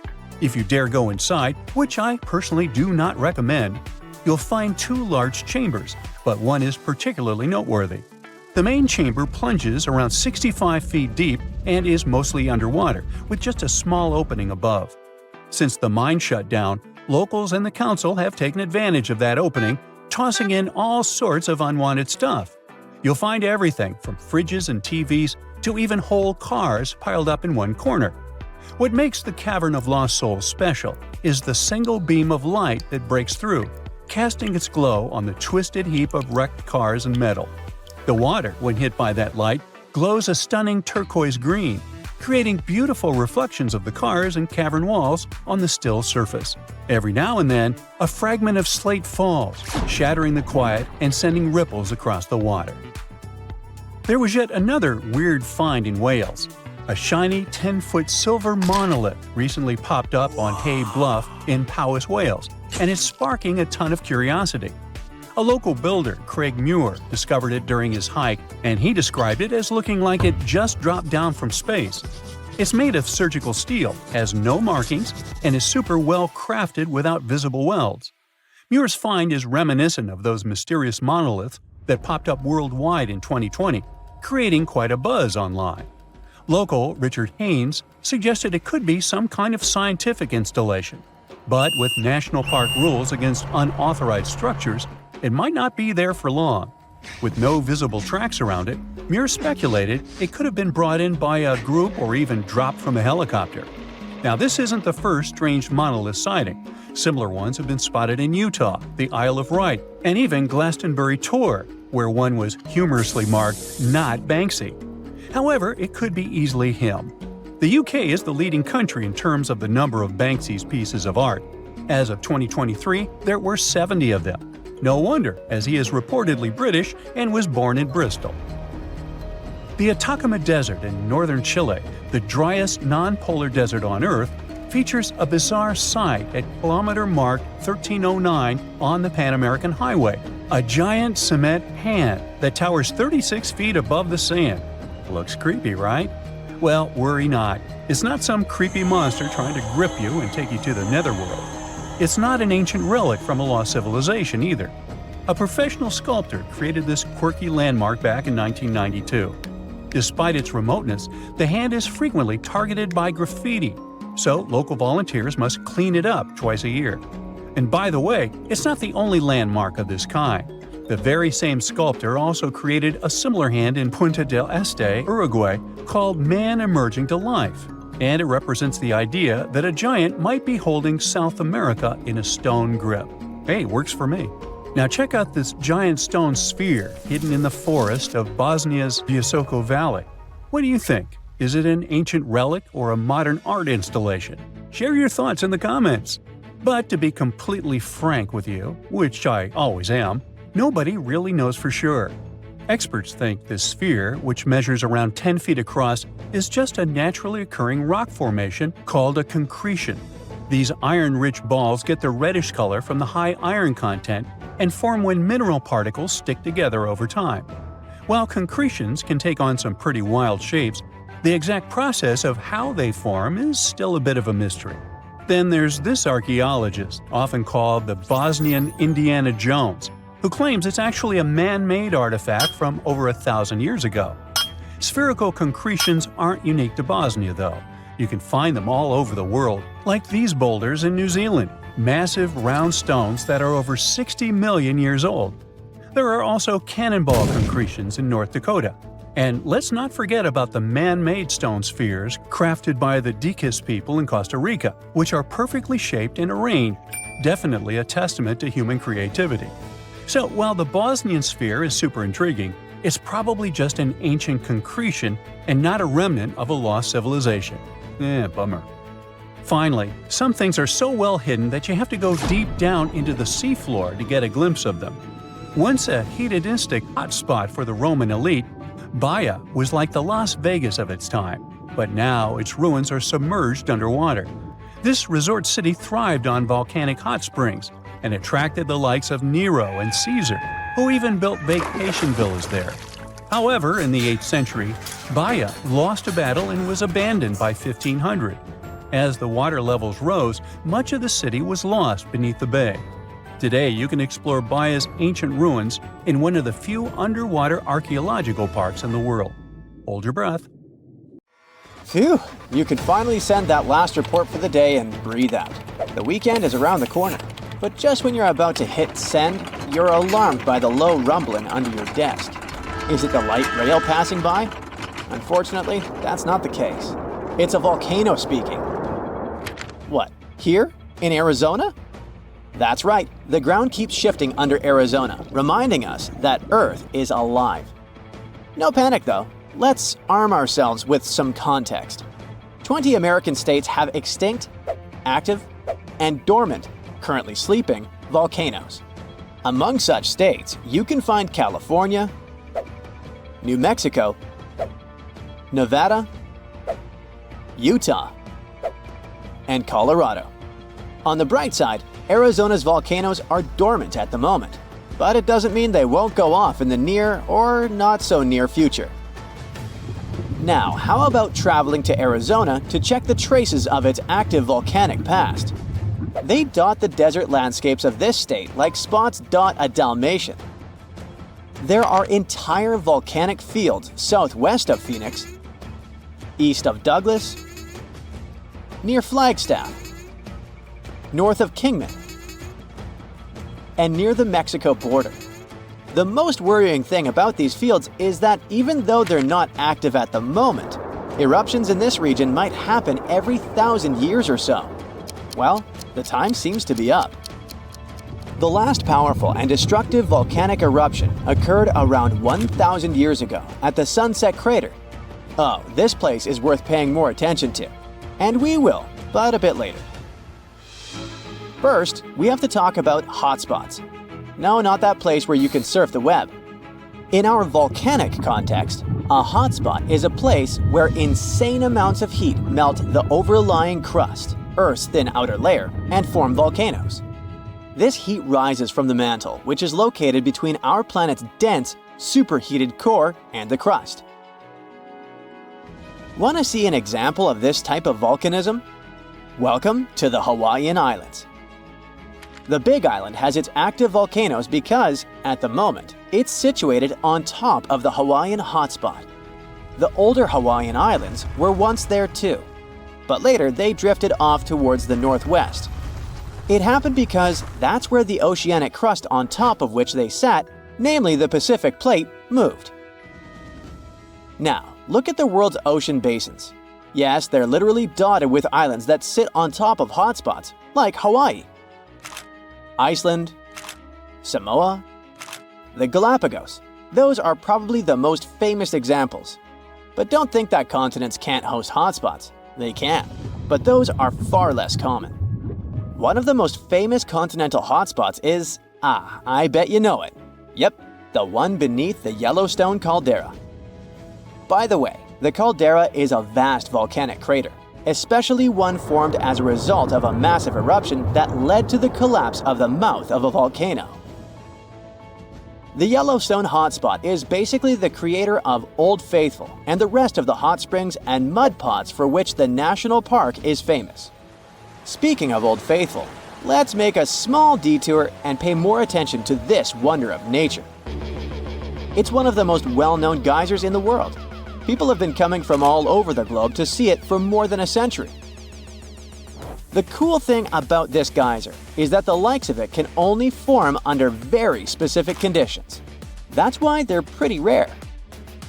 Magma under the surface superheats pockets of underground water. The pressure there keeps growing until it eventually pushes the water upward with immense strength. A certain volcanic rock with a high silica content lines the tunnel through which this water escapes. Basically, it creates a unique pipe that can withstand unbelievable pressure and heat created by the water erupting above the ground. Old Faithful was the very first named geyser in Yellowstone. If you come to visit it expecting the thing to erupt every hour on the hour, you're gonna be disappointed. On average, Old Faithful erupts every 91 minutes or so, which isn't that bad either. Plus, you can download a special app which will provide you with the approximate time of the next eruption. But be very careful while visiting and stay away from the site. The water erupting from the powerful geyser reaches 204 degrees Fahrenheit. The steam is even more scorching, up to 350 degrees Fahrenheit. It's hot enough to bake a cake. But let's get back to our volcanic hotspots. Scientists still don't clearly understand why there aren't many hotspot volcanoes on continental crust. One reason might be that the continental crust is much thicker than the oceanic crust, which is about 4 times as thick on average. Another reason could be that most of Earth's crust, about 2/3 of it, is oceanic. This means that there's less continental crust for hotspots to form under. Now, I bet those of you living in Arizona will appreciate the following info. We'll talk about a volcanic field right in the heart of this state, the San Francisco Volcanic Field. That's a massive area filled with over 600 volcanoes. Yes, they're mostly small, but it doesn't make them any less impressive. They're scattered across 1,800 square miles in northern Arizona, a giant territory. Interestingly, scientists are still debating about whether this volcanic field is actually sitting on top of a hotspot.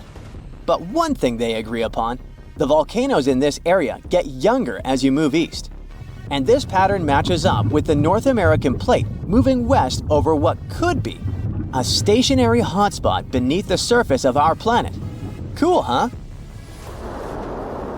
The volcanic hullabaloo in that area started around 6 million years ago. So, in geological terms, it's relatively young. As for the most recent eruption, it happened less than 1,000 years ago. The Sunset Crater, which I mentioned before, the one near Flagstaff, is the most famous vent from that eruption. The Sinagua people had to leave their homes at Wupatki Pueblo because of the eruption. That site is now part of the Wupatki National Monument. There, you can see how people lived in this volcanic region many years ago. If you go to explore this area, you'll notice that most of the volcanoes there are basalt cinder cones, small and steep. The Colorado Plateau has quite dry weather conditions. That's why the volcanoes haven't worn down much. Some of the best examples of those cones, like this one, called the SP crater, still look like they appeared yesterday. But look around. It's not just cinder cones.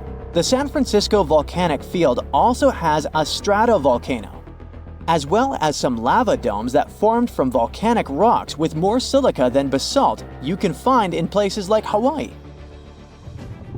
It means they're thicker and don't flow as easily. Anyway, the stratovolcano is going to be one of the most epic sights you'll come across while exploring this volcanic field.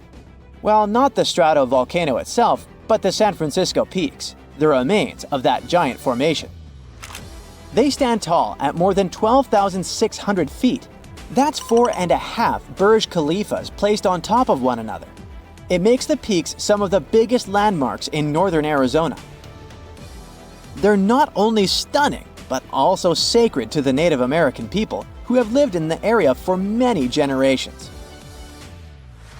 Now, unlike those super active volcanoes in Hawaii, the San Francisco Volcanic Field takes its time, thousands of years between eruptions. But you shouldn't relax just yet. Geologists say another eruption is likely to happen one day. It will probably occur in the remote eastern part of the field, away from big towns. Phew! And if that next eruption is anything like the one that formed Sunset Crater, it would be quite the show. Lava fountains and rivers of lava flowing. At the same time, the next eruption might not happen for centuries, maybe even millennia. Until then, The San Francisco volcanic field will remain a hidden gem of volcanic history, waiting for its next fiery performance.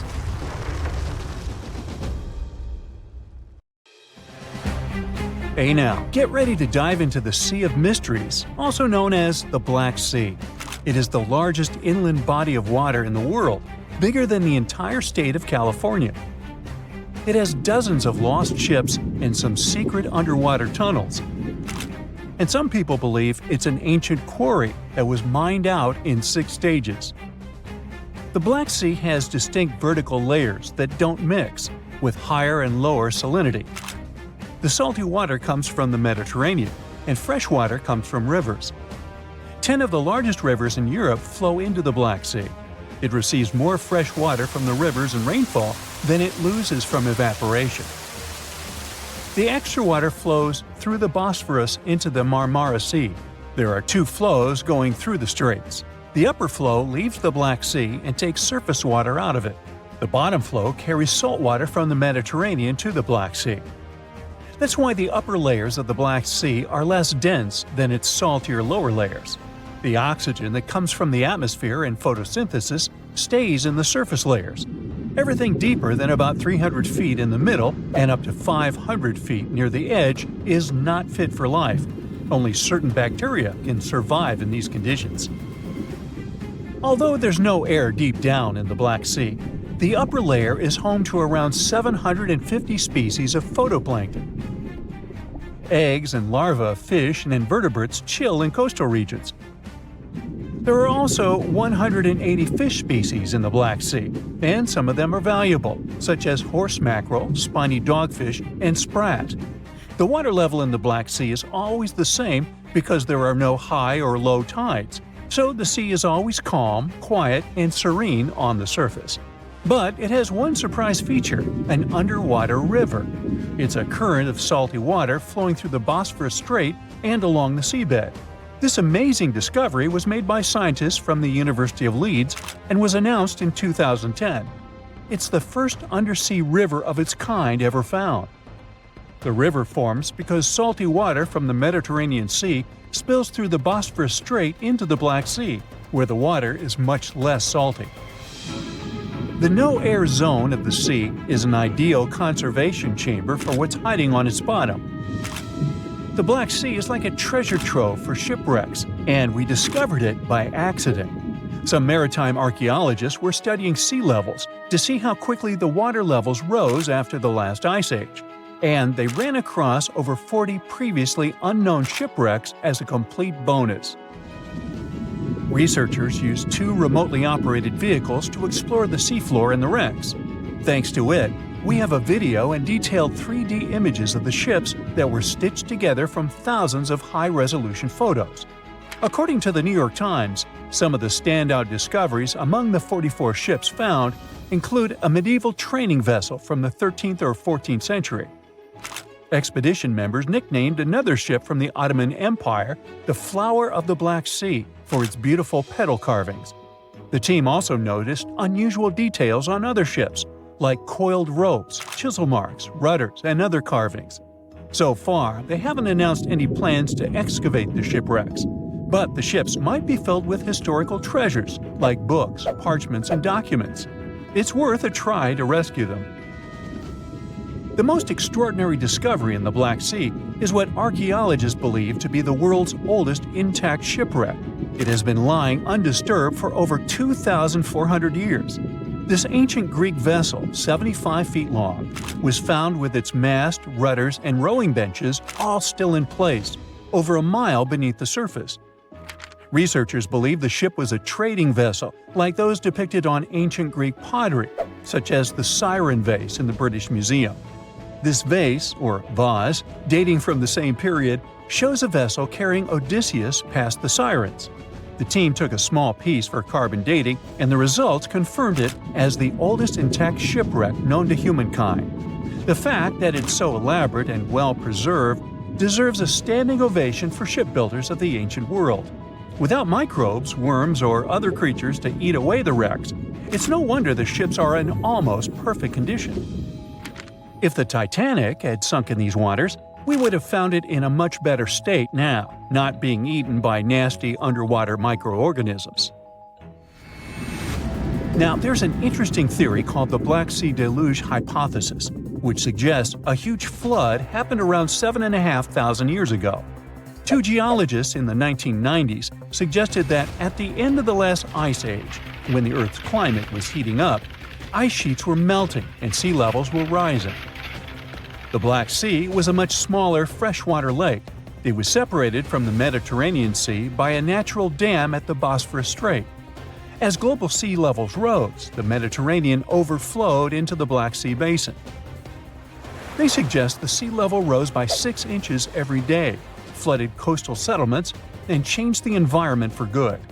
Samples from the Black Sea floor show a sudden shift from freshwater to marine species around that time, which means there was a rapid influx of salt water. Underwater surveys have also found what look like the old shorelines and human-made structures. So, people were living in areas now submerged by the Black Sea. Plus, the timing of this flood matches up with known patterns of human migration into Europe, Asia, and Africa. They also say this flood could be the terrible flood from the story of Noah's Ark. Critics of the deluge theory say the evidence isn't as straightforward as it seems. Some think the transition from freshwater to saltwater in the Black Sea was more gradual than one sudden flood. They're also debating if people left the settlements before they went underwater or as a result. An old chronicle that's been around for about a century says there were 2 underground tunnels starting in what is now Romania and Bulgaria and stretching all the way under the Black Sea to Turkey. Back in the day, peasants used these tunnels to move their flocks of sheep to the Ottoman Empire and countries on the Asia Minor Peninsula. Who built these tunnels and why they run under the sea is a complete mystery. At some point, the entrances to these tunnels were sealed off for national security and were under tight guard. The security forces knew all about these massive tunnels and kept them off limits.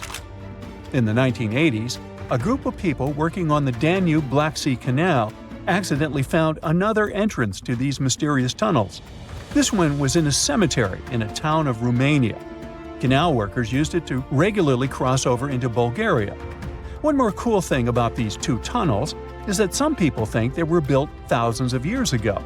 If you ever try to dig a tunnel under the sea, you'll know how tricky it is even now with all the tech we have. So if the tunnels are really that old, whoever built them was super advanced for their time. Now, there's an urban legend that says that the Black Sea has its own version of the Bermuda Triangle. Fishers describe some wild whirlpool that appears out of nowhere and drags entire flocks of birds, ships, and even small islands under the sea. And once, things got even wilder with a ship that vanished under weird conditions in 1944. It was during daylight, and some black fog with green flashing sparkles suddenly surrounded the vessel. No one has ever seen it since, and no one knows for sure if the story is true. But it sure adds a spooky touch to the mysteries of the Black Sea. There's a lake in the heart of Asia that holds 1/5 of all the world's liquid freshwater. It's more than all the 5 Great Lakes have together. Even if all the rivers on our planet suddenly changed their direction and set on a mission to drain this lake, it would take them a whole year to finish the job. I'm talking about the deepest lake in the world, Lake Baikal. If you decide to go all the way down to its deepest point, prepare for a journey of almost 5,400 feet. The descent takes several hours, but the rift floor of the lake is way deeper, between 5 to 7 miles beneath the surface. It means it could be even further down than the Challenger Deep, which is the deepest known place on Earth. The amount of water it has would be enough for everyone on Earth to have something to drink for up to 50 years. This mighty giant of a lake replenishes its water completely every 383 years. Baikal has a great delivery crew of over 300 rivers and streams, bringing their waters right in. And only one river flows out of Baikal, the Angara, which is headed straight for the Arctic Ocean. Baikal isn't only the deepest, but also the oldest existing freshwater lake in the world. It formed at least 25 million years ago. It all began when the Earth's crust decided to play Tetris and created the lake and the surrounding mountains. At some point, Baikal must have been just a humble riverbed, but then tremors and fractures shook the Earth, and the distance between the shores got bigger. Water levels rose thanks to the melting glaciers. Then, several lakes formed and later merged into one. Baikal is one of around 20 lakes in the world that are older than 1 million years. And since it wasn't disturbed by glacial periods, it's a perfect research ground for scientists. Its deep-drilled core sediments can tell a lot about the climate of our planet in different periods. Since Baikal is in a rift basin with 2,000 seismic tremors per year, the lake is deepening and still growing in size. Its shores drift apart at around the same rate as South America and Africa are moving away from each other, so it has all the potential to become an ocean. Another thing Baikal has in common with the oceans is that it has water rich in oxygen, even at its lowest depths. This is one of the reasons why the fauna of the lake is so incredibly rich. It's home to over 2,500 various animals and 1,000 plant varieties. Around half of them are unique and only exist in this area, like the endemic algae, the Baikal omul fish, and the Baikal oilfish. There are also some bears, elk, and lynx living on its shores. They must appreciate the fact that the temperatures around the lake are always higher than the rest of Siberia, thanks to its huge water mass. Most Baikal dwellers prefer to stick to the bottom of the lake, but there's one brave guy you'll meet if you decide to visit. Meet the Baikal seal, also known as Nerpa. It's the only true freshwater seal in the world.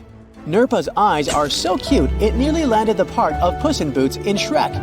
Nerpa in Boots sounds good to me. These huge eyes are there to help them follow their favorite pelagic fish underwater. There are other seal kinds that can handle freshwater or use it to breathe, but these cuties spend their entire lives in it. But wait, how did seals, which are supposed to be oceanic creatures, end up in a lake miles and miles away from the sea?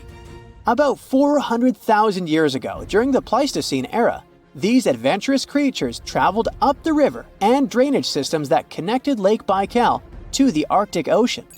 The ringed seal that still lives in the Arctic is believed to be the Baikal seal's closest ancestor. Today, Baikal seals are confined to their freshwater home because of the changes in waterways. And they seem to be pretty happy with their home as they can choose from a huge variety of food to eat. The seals mostly hang out in the north and central areas of the lake, but move south in the winter. The lake gets covered with ice, which they use as a chill-out zone, just like their oceanic cousins use rocks or the beach. Since at least 1969, Lake Baikal has had some mysterious ice rings pop up randomly here and there. At some point, they got so big that the astronauts even spotted them from space. The rings usually appear in late April, but can be there in January or May. Scientists couldn't crack the code on how these rings form for a while. They had all sorts of theories, and the most popular involved methane gas bubbles from the lake's depths. But then, scientists noticed that some of the rings were in shallower waters, where gas emissions don't happen. So, an international team of scientists decided to solve the mystery. They traveled to Lake Baikal, drilled holes in the ice, and dropped sensors into the water. In 2016, when they started the research, they heard that 2 vans had gotten stuck in the mysterious ice rings. Once they had analyzed the data from the sensors, it turned out that the secret behind the rings was warm eddies flowing clockwise under its ice cover. The currents were less intense in the center of the eddies, so the ice above them was thicker at the edges. The waters of the lake are so clear that you can see some extremely deep parts up to over 130 feet down. This is thanks to the surrounding mountains that send off melting ice right in. Plankton that live in the lake also helps clean the floating debris. When this crystal clear water freezes, it forms an unusually thick and see-through layer of ice. The wind likes to play sculptor on Baikal and creates one-of-a-kind pieces of art here. It picks up water, which, of course, freezes into the most unusual designs. Frozen bubbles and icicles you've never seen before. The location and geography of the lakes and the cycles of melting and refreezing create the perfect conditions for this ice workshop. And you can even see rocks that seem to be floating. The bottom of the rock freezes to the surface of the ice. Then, the strong winds wear away the surroundings, leaving a perfect pedestal for the rock. If you think the floating rocks look eerie, how about Baikal's version of the Loch Ness Monster? The local Buryat people have a legend about the water dragon master that lives in the lake. A dragon is believed to be the most powerful creature living on Earth in Asian mythology. They believe there are 4 dragons living in the 4 seas, each responsible for one of the cardinal directions. Baikal is the North Sea in this story. The image of this dragon is supposedly etched in ancient petroglyphs on the cliffs of Baikal. There's also a hefty stone slab that looks like a monument dated back to somewhere between the 3rd and the 9th century BCE, depicting a mysterious water monster. Imagine the stories this stone could tell, echoing the whispers of a bygone era and leaving us to unravel the enigma of the Baikal cliffs. The legend says that a local warrior was chasing the dragon. He finally reached the largest Baikal island of Alkan. He was ready to face and defeat the dragon, but the beast turned into a beautiful girl, and they got married. That's one unusual twist to a classic defeat the dragon and take the girl story. So, local legends describe that dragon as a giant sturgeon with an almost gator-like snout and armored body. In reality, the mythical monster must be one of the many huge fish living in the lake. They can afford to grow to several feet in length thanks to the high levels of oxygen in the water. Beluga sturgeon can weigh several thousands of pounds, lives up to 50 or 60 years, and never stops growing. It was the beginning of the 20th century, and 2 rivals, Robert Scott and Roald Amundsen, set on their expeditions to become the first people in history to reach the South Pole. The race wasn't easy, and it ended tragically for Scott. Amundsen has won and set his tent on the pole before his rivals. A member of Scott's expedition known as Terra Nova, British geologist Thomas Griffith Taylor, not only survived the harsh conditions, but also made an unexpected discovery. He found a waterfall of what appeared to be blood at the rocky base of the glacier, which now has his name, in 1911. It took scientists more than a century to figure out what is behind the eerie coloring.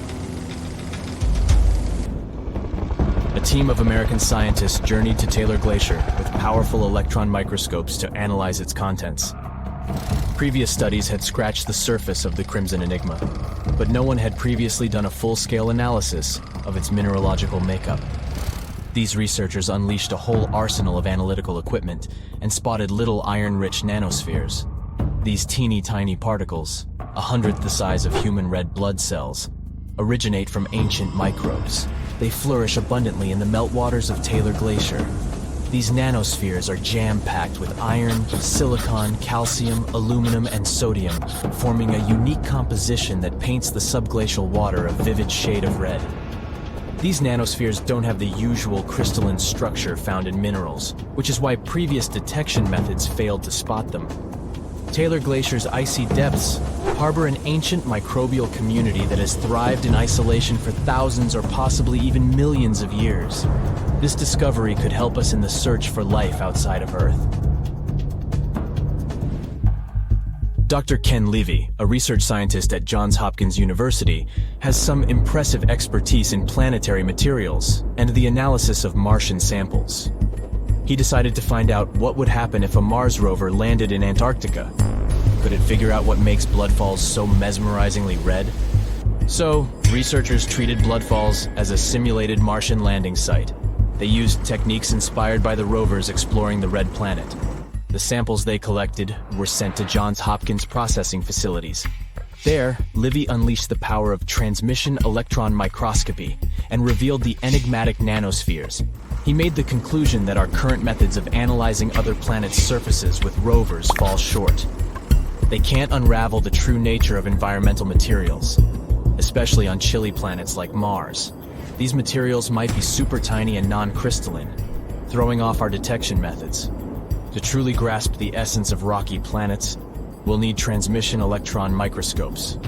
Strapping one onto a Mars rover isn't feasible yet, but it could mean a start of a new era in space exploration. Have you ever seen a waterfall on fire? Every February, when the stars align just right, Horsetail Fall in Yosemite National Park gets a sensational makeover. As the sun sets, its rays hit the waterfall at the perfect angle, transforming it into a blazing display of vibrant orange and red hues. We don't know exactly who and when discovered this natural miracle. The original valley dwellers may have known about it, but they kept it to themselves. It wasn't until 1973 that photographer Galen Rowell captured the first known photo of the waterfall, bringing it into the limelight. Since then, the firefall has become a global sensation, spreading like wildfire on social media and drawing crowds from far and wide. This magnificent cascade draws hundreds of spectators every year, but they can only see the show under certain conditions. First things first, Horsetail Fall needs a flowing stream. If there's not enough snowpack in February, the waterfall won't have enough water to create the magic. The temperatures must be warm enough to melt the snowpack during the day. If it's too chilly, the snow will stay frozen, and the fiery spectacle won't ignite. Second, we need a clear western sky at sunset. Those sunbeams need a straight path to hit Horsetail Fall and make it come alive. And since the weather in Yosemite is ever-changing, clouds can magically clear up just in time for the show. If all the conditions are just right, you'll witness the Yosemite Firefall in all its glory for about 10 minutes. The mystery of the sailing stones in California's Death Valley National Park has puzzled scientists for years. Heavy stones seem to have a mind of their own and move across Racetrack Playa, a dried-up lake bed. They leave behind a trail on the cracked mud. There were all kinds of theories to explain this phenomenon, from magnetic fields or dust devils, which are strong whirlwinds, to mischievous pranksters. No one has actually witnessed these rocks in action, which only added to the mystery. In 2006, a NASA scientist named Ralph Lorenz entered the scene. He was studying weather conditions on other planets, but he couldn't resist the allure of Death Valley and those elusive sailing stones. He had an eureka moment while tinkering at his kitchen table with a Tupperware container. Lorenz filled the container with water, leaving a small rock poking out, and chucked it in the freezer. Then he placed this icy construction in a big tray of water with sand at the bottom and gently blew on it. The rock began to glide across the water, leaving a trail in the sand. Lorenz had been studying how ice can make big rocks float and move along tidal beaches in the Arctic Sea. Applying this knowledge, he and his research team figured out that, under certain winter conditions in Death Valley, enough water and ice could form to make the rocks float across Racetrack Playa in a light breeze. And as they glided, they left their mark in the muddy terrain. The River of Five Colors, Cano Cristales in Colombia, has the unofficial title of the most beautiful river in the world. For most of the year, it looks like any other regular river. The real magic happens between the wet and dry seasons, when the water level is just perfect. This unique river floor is lined with a special plant, and when the conditions are right, it bursts into a dazzling display of colors. Think vibrant reds, stunning yellows, and lush greens, all mingling with the blue water. It's like stepping into a living rainbow with 1,000 shades in between. This phenomenal display only lasts for a few weeks, from September through November. During Colombia's wet season, the river flows too fast and deep, covering up the river floor and denying the plant the sunlight it needs to turn red. And in the dry season, there's simply not enough water to support the vibrant life in the river. So you have to catch it at just the right time. The reason behind Maldivian beaches glowing in the dark at night isn't a mystery, but it doesn't make them any less impressive. It happens thanks to the bioluminescent plankton. These tiny creatures are like little underwater disco balls, emitting a cool blue glow when they are agitated or on the move. Imagine walking along the shoreline and leaving behind glowing footprints. You can even take a night swim amongst these magical plankton. researchers have discovered that their bioluminescence is actually a clever defense mechanism against predators. When these microorganisms flash their little blue lights, it disorients and surprises their attackers. The plankton produces this light using a chemical called luciferin. These enchanting plankton can appear at any time of the year. The best chances of seeing them in all their glowing glory are from June to December. During this period, there's a higher volume of plankton in the seas of the Maldives, creating the perfect conditions for a luminous show after the sun sets and the night sky takes over. You'll only witness the magic of bioluminescent plankton when tidal currents bring them close to the shore in large numbers. It's hard to predict exactly when this spectacular show will happen, so make sure to do your research and prepare to take photos with a high ISO to capture it, exactly like it looks in travel catalogs.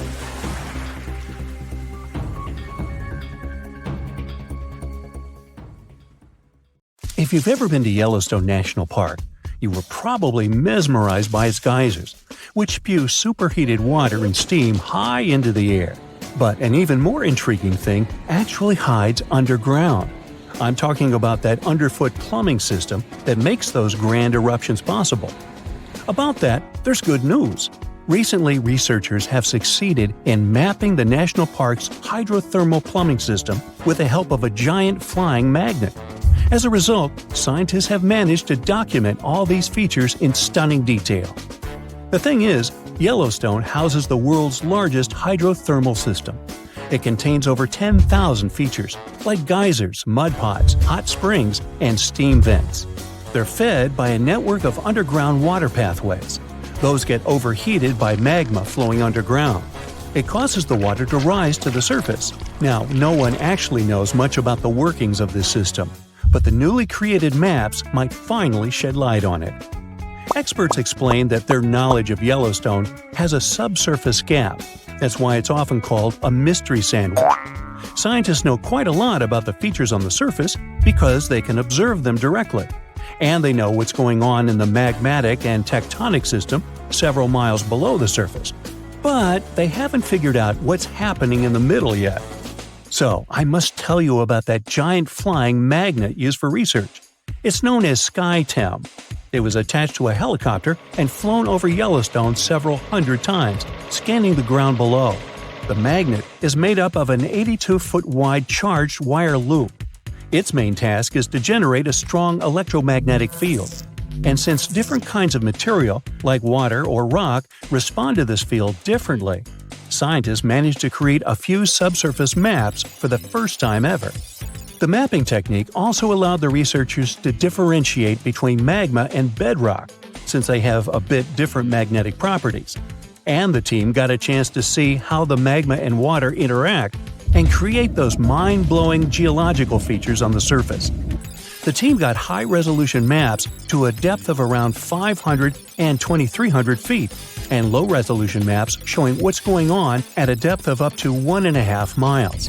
At the same time, the researchers think that the hydrothermal system itself may stretch as far as 3 miles below the surface. If they're right, it means they've only mapped the top half of Yellowstone's plumbing system. Anyway, remember how I said that scientists know pretty much about the bottom part of the Yellowstone sandwich?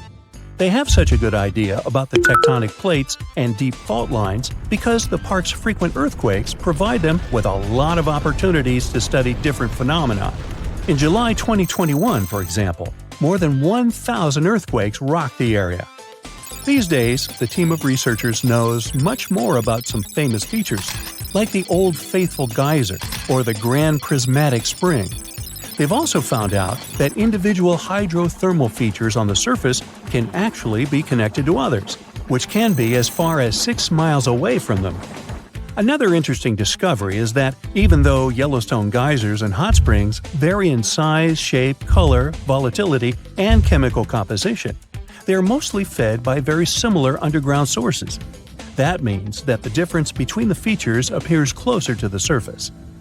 Now, I'm sure you've seen the iconic image of Yellowstone with a large rainbow-colored spring, fiery orange at its edges. So what makes these hot springs so colorful?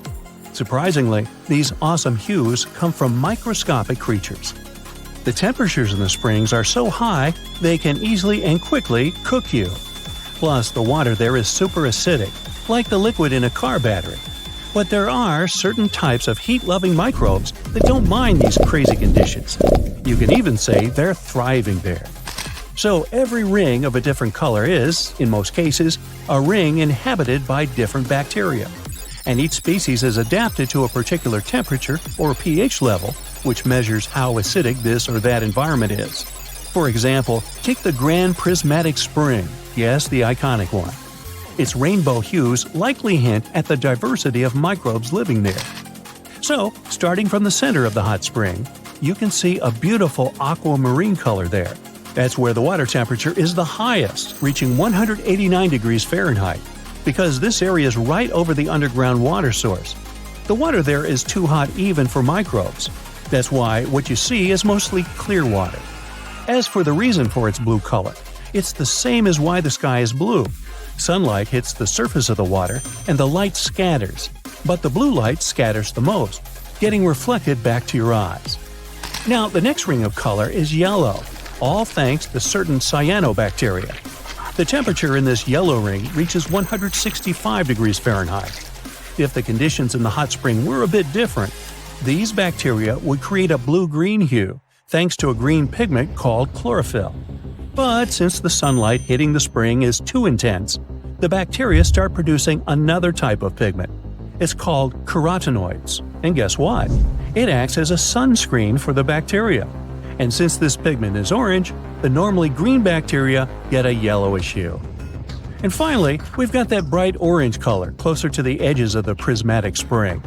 It's a bit cooler there, around 149 degrees Fahrenheit. In this part of the spring, you can find several types of bacteria. They all produce substances that give the spring this bright orange color. And finally, right at the edges of the spring, the temperature is cooler, around 131 degrees, and a greater variety of microbes can survive there. All of them combined give the edges of the spring that red-brown hue. But scientists believe that people and their activity may have influenced the colors of Yellowstone's hydrothermal features. For example, in the past, the temperatures in the Morning Glory pool used to be much higher than they are today. That's why its color was a deep blue. But trash has started to accumulate in the pool, and some of it clogged the vent. This caused the temperatures to drop, which led to microbial growth. As a result, that pretty blue color turned into orange-yellow. As for Yellowstone's geysers, the most famous one is called Old Faithful.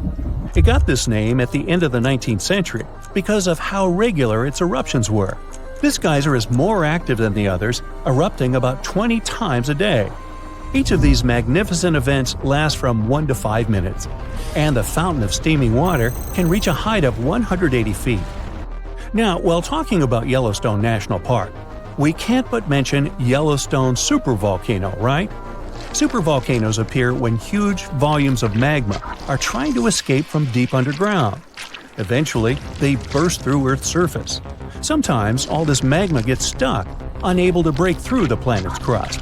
And then, massive pools of pressurized magma gather at a depth of several miles.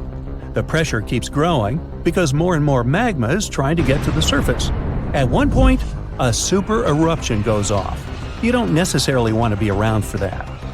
Over the past 50 years, the Yellowstone caldera has risen almost 3 feet. It shouldn't alarm you, though. Experts are sure it's a natural behavior for Yellowstone. Periods of dome-shaped uplift are followed by the caldera lowering. Scientists think the supervolcano doesn't present any danger at the moment. For an eruption to happen, the magma inside has to be at least 50% molten. With Yellowstone, this number is just 5 to 15%. Even better, a recent study made the researchers believe the hotspot might be in a state of decline right now, even despite all the breathing and dome-raising activity. There have been at least 3 other super eruptions in the history of Yellowstone volcano. They happened 2.1 million, 1.3 million, and 640,000 years ago, long before video. The most recent super eruption was dubbed the Lava Creek eruption. It formed the Yellowstone caldera after spilling out 240 cubic miles of rock, dust, and volcanic ash. No thanks, I'll pass. If you ever fly over the deserts of southern Peru, you'll notice distinct white lines against the rusty red background. Look closer, and you'll see some clear shapes. Straight lines, rectangles, triangles, swirls. It seems like they're parts of huge drawings.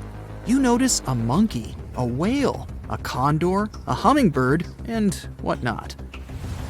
The lines were created more than 2,000 years ago by the people of the Nazca culture. Thanks to a dry climate and strong winds in the desert, most of the Nazca lines are visible today. To create them, the Nazca people removed the top layer of pebbles and revealed the soil beneath the ground. The color of the soil changes from reddish-brown to yellowish-gray, so the lines always look different. It looks like the creators of the lines started with small-scale models and increased the proportions to create full-scale designs. Scientists have tried to decipher the meaning of the Nazca lines ever since they were first discovered in the 1920s. But the first mention of the lines was actually much earlier, in the 16th century Chronicle of Peru, where they were described as trail markers in the desert. Since you can't really study the lines and their symbolism from the ground, the lines became world famous only in the 1930s with the advent of commercial planes. A decade later, American professor Paul Kosak was doing his research on the lines and noticed one interesting thing. When he looked up from the line, it was pointing directly at the setting sun. It happened one day after the winter solstice, and the scientists concluded that the lines must be the largest astronomy book in the world. German scientist Maria Reiche, who got the nickname the Lady of the Lines, supported the theory that the geoglyphs served as a calendar and had some sort of astronomical purposes. She dedicated 40 years of her life to studying the lines and swept them inch by inch. She also moved into a small house close to the lines to protect them from unwanted visitors. Then in the 1970s, American researchers called the astronomy-related theory into question. They noted that in a region like Nazca, one of the driest places on Earth with only around 20 minutes of rain per year, water is a real treasure, and the straight lines and trapezoids must have had something to do with it. They could be pointing at locations for rituals that the local people organized to obtain water and make crops more fertile. The images of animals in the Andes region are also related to water. Spiders are thought to be a sign of rain. Hummingbirds stand for fertility, and monkeys living in the Amazon symbolize an abundance of water. In more recent years, the Nazca lines have become the research ground for archaeologists from Yamagata University. They're using high-resolution aerial photography and drones to discover and catalog geoglyphs. The team has identified a total of 358 geoglyphs so far, and 168 out of them in 2022 alone. They found images of humans, camelids, birds, orca whales, cats, and snakes, most likely created between 100 BCE and 300 CE. Some of the images are around 10 to 20 feet long, so it's no wonder no one was able to detect them before. The largest geoglyphs, by comparison, are 1,200 feet across, which is about the height of the Empire State Building. The researchers believe the Nazca lines were used as a form of communication in the desert. The linear ones pointed the direction from valley to valley. The ones drawn on slopes seem to have been drawn along ancient pathways between settlements. The scientists now plan to find patterns in the geoglyphs depending on their distribution. They use artificial intelligence to analyze the images. The AI generates designs that are likely to be painted in the desert, and the team then checks if they're actually among the Nazca lines. Another famous Peruvian geoglyph is a candelabra, slightly taller than the Washington Monument. You can find it on a seaside hill in the Paracas Peninsula. Researchers managed to establish the approximate age of the candelabra by analyzing the nearby artifacts. It looks like it dates back to around 200 BCE. The drawing is etched deep into the sand, and it was never meant to look like a candelabra. One theory says that the drawing was supposed to resemble the trident of an Incan deity to please it. Another popular theory is that sailors used it as a beacon for navigation. Effigy Mounds National Monument on the Mississippi River has 195 known Native American mounds. Most of them are conical in shape, and there are also several that look like birds, deer, turtles, bears, and panthers. Scientists have established that the mounds date back to around 450 BCE, and the images are somewhat younger. A study of the mounds found some copper, bone, and stone tools. The builders' descendants say that the mounds served as ceremonial sites. This story is passed down from generation to generation. Some historians believe the mounds could have been also used to mark celestial events or territories. The American Southwest and the nearby regions of Mexico have over 300 intaglios, which are giant images engraved in the ground. The most famous of them are the Blythe intaglios in California, west of the Colorado River. Blythe giants are a group of 6 figures, including that of a human being and an animal. Scientists believe the images are somewhere between 450 and 2,000 years old. According to the local Mojave tribe, there is an image of Mustamho, the creator of life. The animal figure shows a mountain lion who served as his helper. The largest figure is almost as tall as the Leaning Tower of Pisa. The creators of the intaglios had to scrape the dark rock of the desert until the lighter soil showed up. It's nearly impossible to notice them from ground level. That's why they were only discovered in the 1930s, when a pilot flying over them accidentally looked down. The best way to see the giants is still from a helicopter. Kazakhstan can boast its own Nazca lines, a cluster of around 260 earthworks in the north of the country.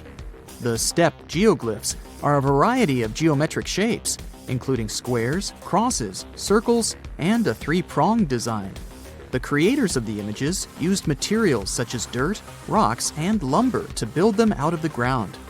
A local economist first spotted the geoglyphs while browsing Google Earth in 2007.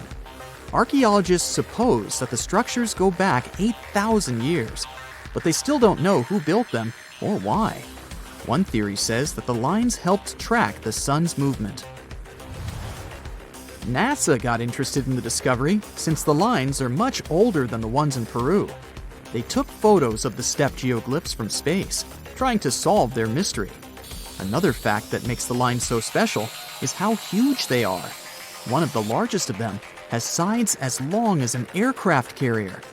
The only humans who could have built them must have been the nomadic Stone Age tribes, but it's unlikely that they had such advanced tools. If they did, that would mean that archaeologists need to rethink the abilities of our long-ago ancestors. Organizing such a huge amount of people to work together on a complicated project is an amazing feat. Although the white horse on a lush green hill in Oxfordshire, England, could easily pass for modern art, it's actually one of the most ancient geoglyphs. It was created between the Bronze and Iron Ages and is the oldest chalk-cut hill figure in Britain. Whoever created it had to remove the turf to reveal the chalky white part of the soil. Scientists can only guess why this piece of art was created. It could have been a fertility symbol or a way to mark territory. Aerial images prove that the horse has changed over time because of the soil. It took several centuries to reveal a larger horse-like shape that lies under what we see now. There's a heavy snowstorm. The cold penetrates his bones. His legs are almost knee-deep in snow. Experienced hunter Joe LaBelle makes his way through the forest, covering his face from the headwind. Any other person would have already fallen and screamed in despair, but not Joe LaBelle. He can survive in any circumstances and always knows what to do. Right now, he's heading to one of the villages in the far north of Canada. This small settlement is located on Lake Anjikuni. The inhabitants of this village are Inuit, indigenous people of North America. Joe hasn't eaten or drunk for a long time. He needs a good sleep and a hot meal, which he hopes to get from the hospitable Inuits. Through trees and a white haze, he notices the silhouettes of tents. Smoke is coming from some houses. Joe will probably get there in time for lunch. He reaches the village, and at this moment, the wind calms down. the blizzard has ended. The hunter speeds up and goes toward the village, located along the frozen lake. It's strange, but there are no locals anywhere. Probably everyone is just sitting in their houses, waiting out the blizzard. "Hello!" Joe says loudly, but gets no response. Oh, great! Smoke is coming out of this tent.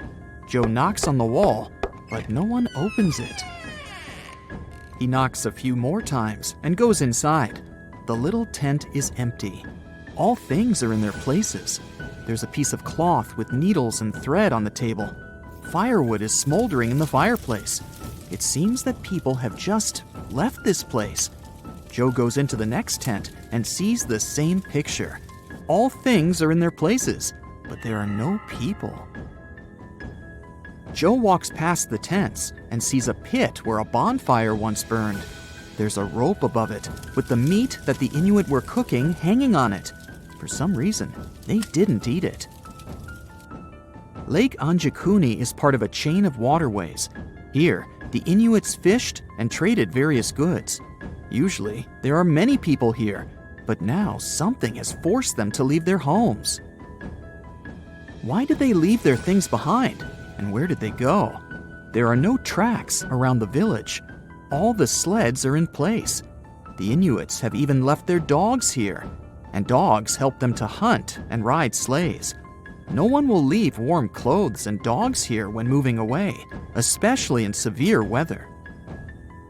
Joe LaBelle knows all this, so he concludes that something terrible has happened here. His body is shaking, not from the cold, but from fear. After going around the entire settlement, he finds not a single soul. Terrified, he leaves the village, heads for the nearest telegraph pole, and sends a message to the police. After a while, more and more people arrive. The police are trying to find traces of missing people and figure out what has happened, but there's nothing. Near the village, they find an empty grave. During the ceremony, the Inuits placed stones around the burial site. The rocks around the open pit lie untouched, which means it wasn't an animal that dug it up, but who or what needed it? About 30 people lived in the village, and they're all gone. Local residents from neighboring villages can't help, since they have no idea what has happened. The only thing that the police have noticed is unusual blue lights. In this area, the northern lights are a common phenomenon. People living here regularly see a glow in the starry sky. But the police have seen something else, pulsing blue lights. Also, other hunters have witnessed something similar. They say that some strange things were flying in the sky. This all happened in 1930. It's been almost 90 years since the disappearance of the village, and people have created a bunch of theories. The most popular of them is an attack of an extraterrestrial civilization. According to this theory, the blue lights in the sky that the locals and the police saw were spaceships. Some believe that one ominous night, these ships flew to the settlement and took away all the people. In addition to these sci-fi versions, there were also more realistic ones. Internet users have found out that Joe LaBelle didn't have a hunting license. Maybe he wasn't a professional and made it all up. But at that time, many hunters didn't have a license, so Joe's words may be true. But if we try to find out where all this information came from, we'll see that the primary sources were books and some newspaper articles from the 30s. But none of them can confirm that the mysterious story of Lake Anjakuni is true. Perhaps this entire story was made up. Now let's leave the snows of Canada and head for the hot plains of India. In this big country, there's one sinister village where people also disappeared without a trace. This happened in the first half of the 19th century. Still, locals avoid this place even now because they believe that invisible evil forces live there. Let's check and find out what happened to the village of Kuldara. It's located in the district of Rajasthan. To get there, you can use a taxi to get to the nearest village or city. The village is located far from other settlements. It looks deserted. There are only ruins. It looks like archaeologists have recently dug this place out of the ground and left it here. But this is not an ancient city. The village was abandoned more than 200 years ago. But up to that point, this place had been thriving. Kuldara was a large village. Local people were mostly farmers. They sold their agricultural products. And then, one night, everything changed. People abandoned their homes and stuff and ran away from there. No one knows why they did it, and no one knows where they went. Nobody has ever seen the inhabitants of Kuldara again. Apart from tourists, almost no one comes here. The locals are sure that the village is cursed and is the center of paranormal activity. If you ask residents of other nearby towns or read the information on the internet, you'll learn a couple of legends about this place. One popular version says that people left this village because of a lack of water. However, this version doesn't explain why the residents did it overnight and left their things behind. According to another version, the villagers ran away to save the daughter of the Kuldara chief. One local ruler fell in love with her and wanted to marry her. He threatened the locals with grave consequences if the girl rejected him. The ruler gave them 1 day to make a decision. The residents disagreed with such a requirement. As a sign of solidarity, they decided to leave the village together with the chief and his daughter. But if this is true, why did no one else see these people? They must have escaped to another settlement. In addition, they needed their things on the way there. The stories of Kuldara and Lake Anjakuni have one thing in common. People left a comfortable and safe place for an unknown reason. A similar story happened in Ireland with a small village on the island of Achill. About 40 simple houses made of stone and straw were located along the valley of Keem Bay. The village was mentioned in documents dated back to the 1830s as a group of small buildings. But today, there's practically nothing left of it, except pieces of walls and small mounds of ground. People from other settlements don't remember this village, but we know about it thanks to the records of travel writers. They describe the incredible beauty of this place and the village in their diaries. Students of the local archaeological school tried to find the answers. They started excavations and discovered that the villagers could have left the village because of hunger or some disease. The coldest part of our planet, Antarctica, keeps surprising us. Take a look at this waterfall named Blood Falls. Reddish water falls from the white ice. Scientists concluded that the color is related to iron. The water coming from the glacier oxidizes and rusts when it's exposed to oxygen, and the red color occurs.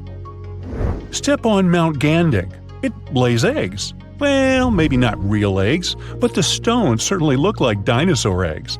That's why the mountain got its fame. Let's call them stone eggs, formed in one part of the mountain over 500 million years ago.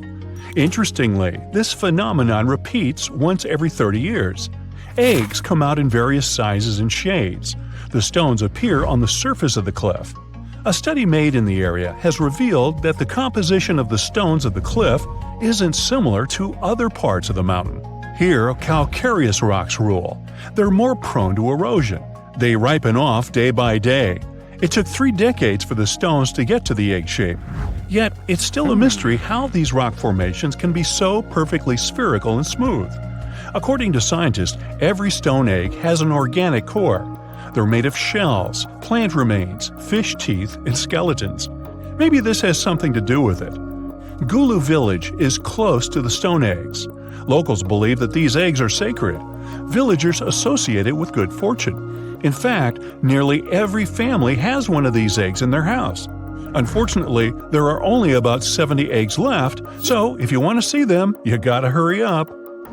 The Richet structure is a circular geological phenomenon in the Sahara Desert near Mauritania. It's made out of rocks in layers, and these layers look very much like rings. No wonder the unique structure even got NASA's attention. Up from the sky, the geological feature seems to be swirling and spinning. Scientists are still not sure how these rings got there.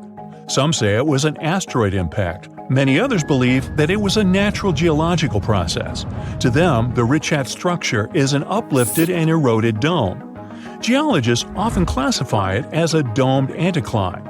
The scientists discovered that the rocks at the center are older than the ring-shaped outer rocks, so it seems like the stones have been eroded to flat rock layers. Anyway, there's no valid explanation for this phenomenon, and the 28-mile-long mystery of the Sahara is still to be solved.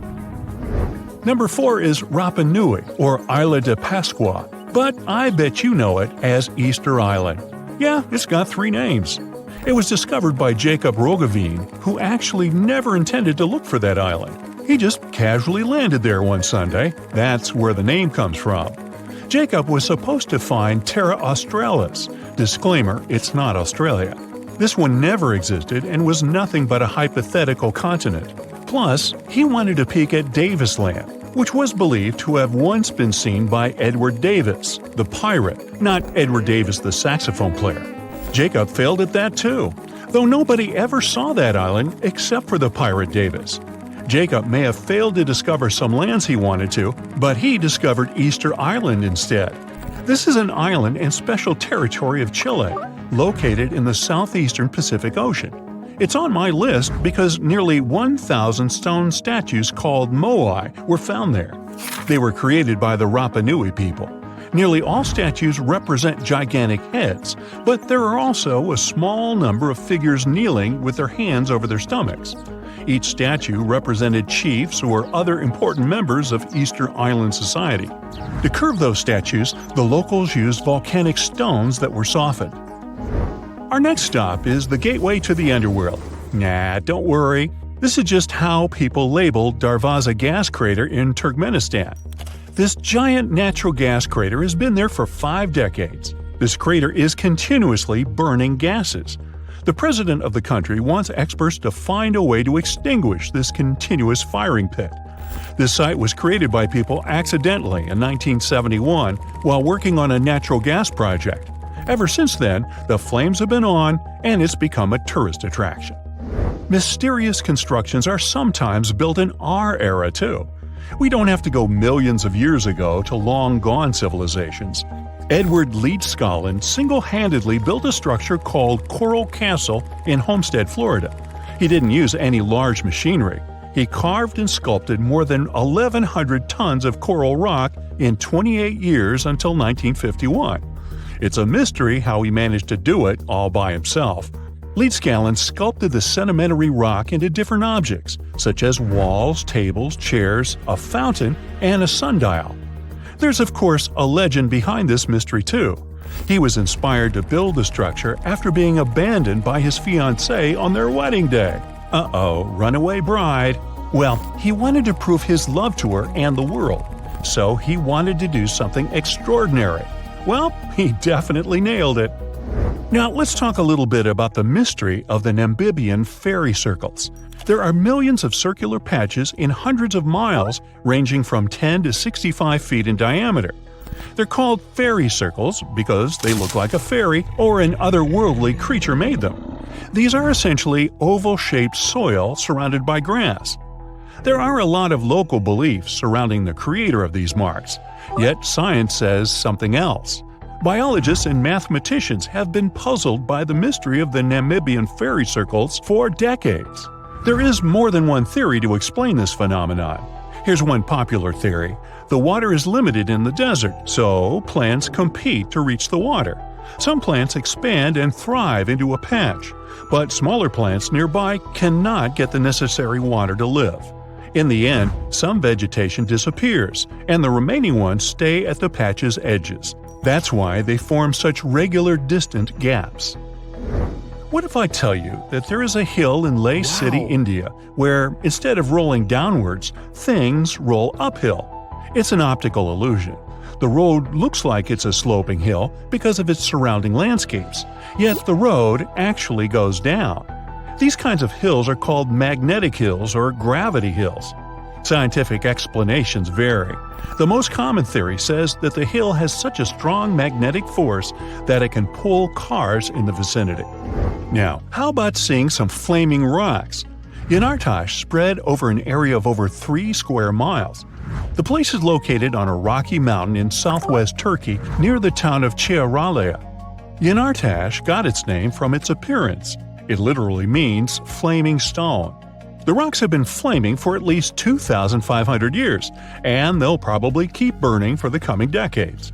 The mountain where the rocks are is an inactive volcano, so it's full of tiny fumaroles that release gases such as methane.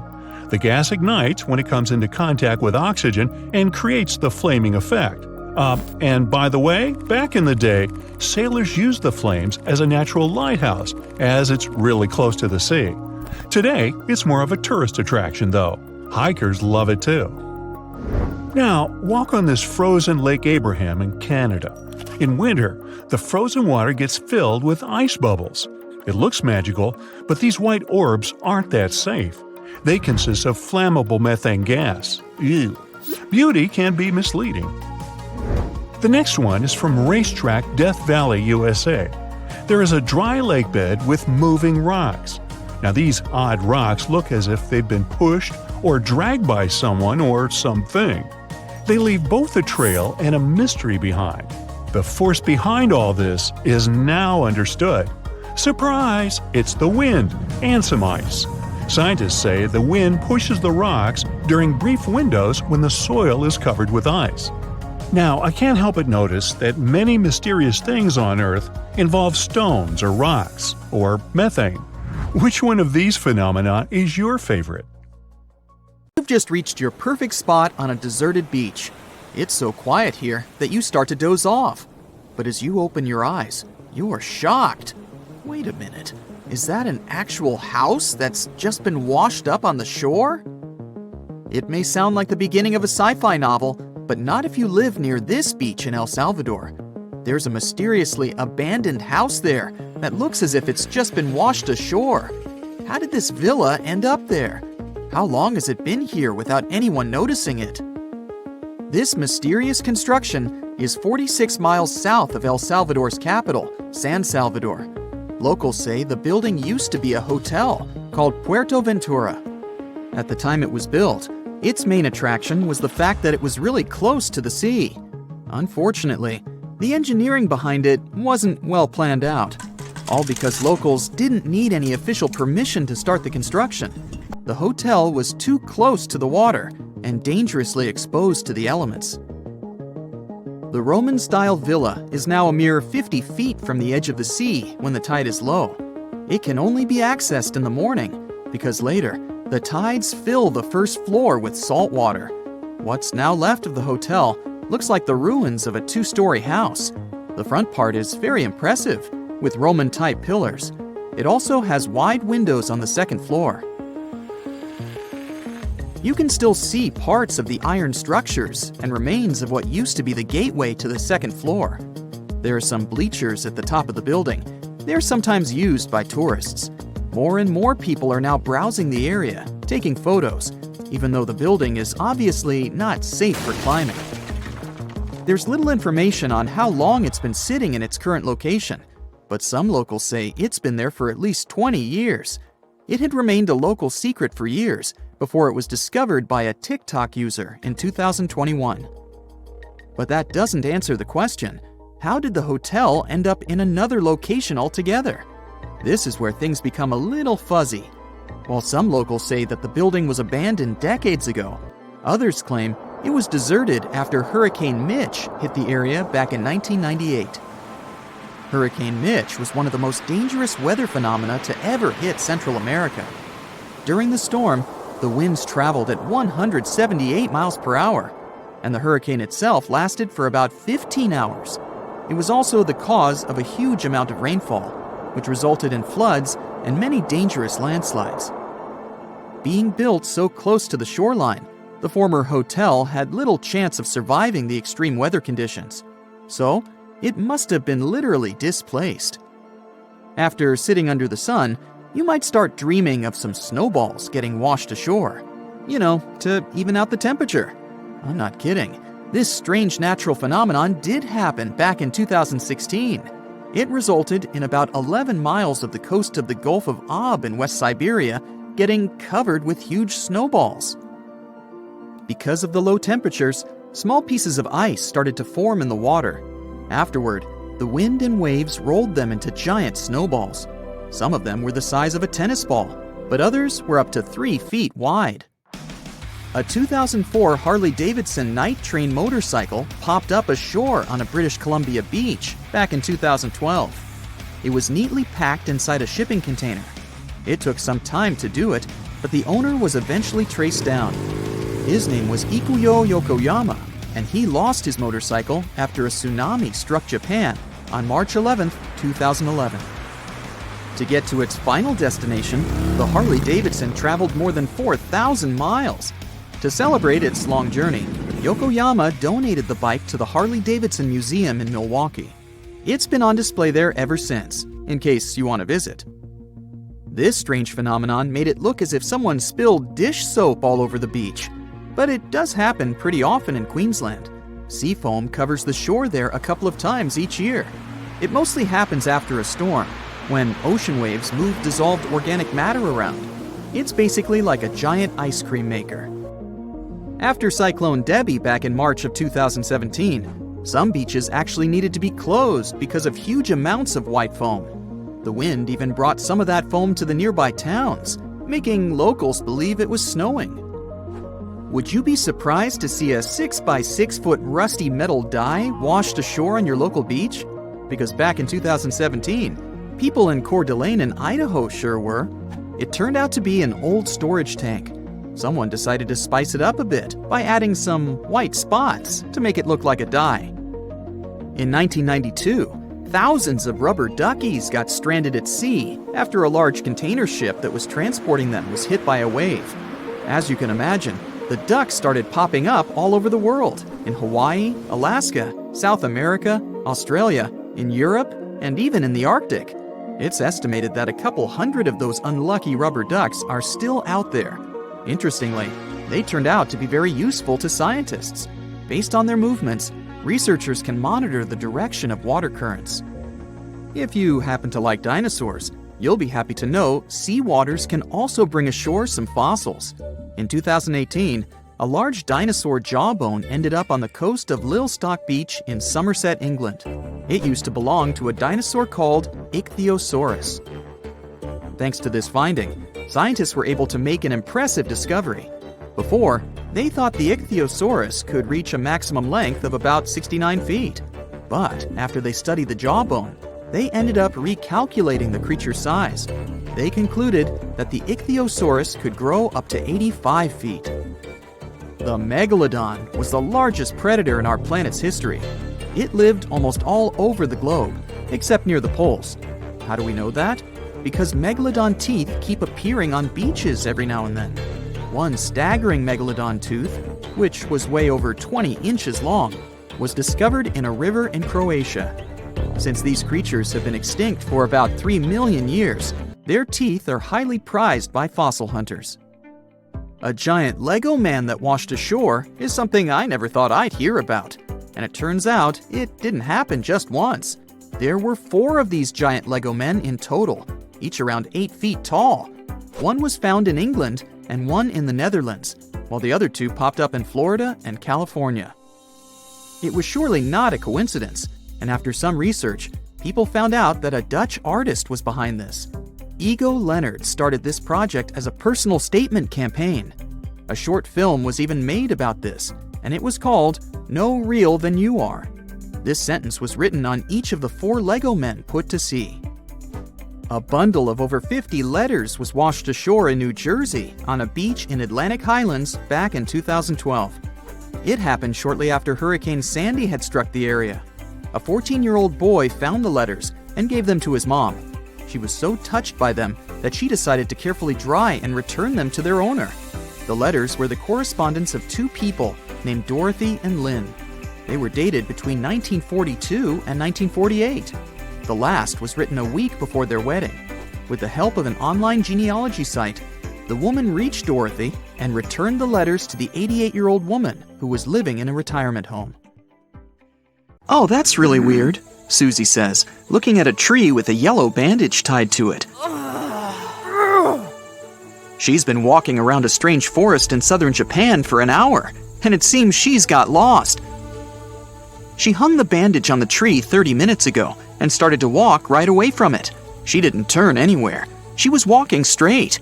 And then, half an hour later, she returned to this tree. Susie couldn't have gone far from the nearest settlement. She feels the forest is trying to deceive her. The trees are moving to not let her out of this place.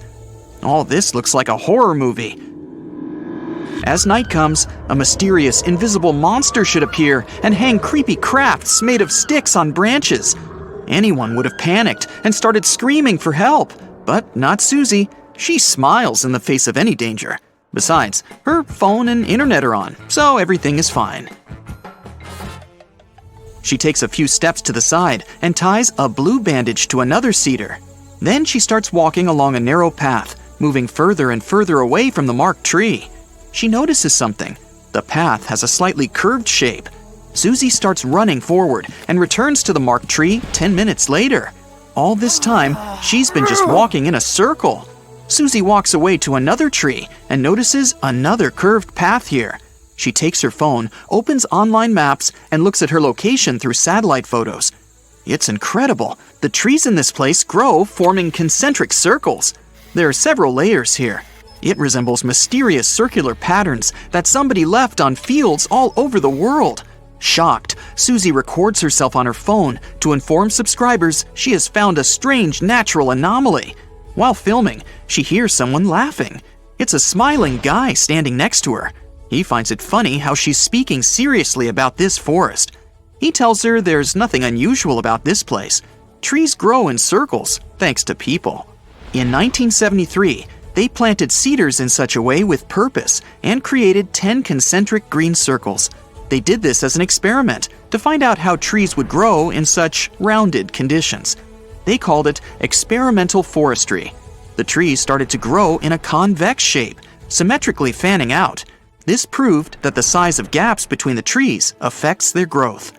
Initially, they had to cut down the trees according to the plan, but the place has become popular among tourists and locals. They love to take beautiful photos using drones and walk along the rounded paths of this little maze. Susie gets upset a little. She informs subscribers there's nothing mysterious here. The guy who told her about the circles offers her to visit the mysterious Crooked Forest in Poland. That's where she will definitely see a strange phenomenon. But before going there, she decides to check out another exciting place in Japan. She arrives in the fishing village of Aoshima. The first locals Susie meets here are cats. There are more of them than people. Cats are everywhere. They live here thanks to a lot of fish. Once upon a time, this place was full of mice that spoiled fishing boats. People brought cats to this place to fight the rodents. When all the mice had disappeared, the cats stayed here. Since then, people have been considering them as full-fledged citizens. The video with cats gets the most likes on Susie's channel. But now, as she promised, it's time to go to Poland. The forest looks weird thanks to the curved trees. The lower parts of their trunks are bent, making them look like bellies. It's also strange that they all point only to the north. Susie goes around the whole forest and counts about 400 trees. It seems people change the shapes of the trees, but for now, there's no evidence of this. It's believed they planted trees in the 1930s and damaged them during growing at an early age. Nobody can say why. There was a small village near the forest. Its locals probably knew the secret, but unfortunately, the town was destroyed more than 70 years ago.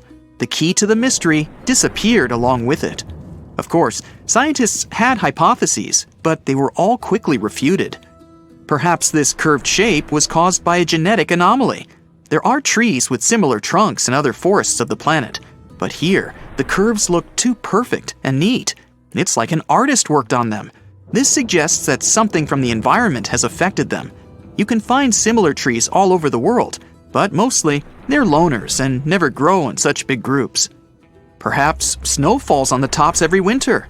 Tree trunks bend under such a heavy weight. But why is only the lower part changing? And why do other trees in the forest look normal? Also, there's no explanation why these trees point north. Is there any purpose? The most plausible theory says that local farmers changed tree shapes to create furniture and details for ship manufacturing. It's fast and easy to make a basket from such a tree, for example. By the way, manipulating the growth of trees was a common practice among some ancient tribes in America. They deformed the trunks for navigation and communication in forests. Well, that's all very interesting, but now Susie wants to see something scary. One of the subscribers advises her to visit one creepy forest. This place is located on an island 17 miles south of the center of Mexico City. Susie gets here on a small boat. As soon as she steps on the ground, she turns on the live broadcast on her phone. She records dolls hanging on trees all over the island. They have different clothes, different sizes, and faces. There are about a dozen creepy toys on every tree. Rain and hot sun deformed the toys' faces. They're covered with moss and greenery and have taken eerily scary forms. There are rumors they come to life at night. Wanna check? One of the subscribers writes. No problem, Susie agrees. The sun is going down below the horizon. Darkness falls on the forest. Susie is wandering among the trees. The moon lights her way. She makes a fire to get warm. At this moment, she hears a strange sound. She notices some movements out of the corner of her eye.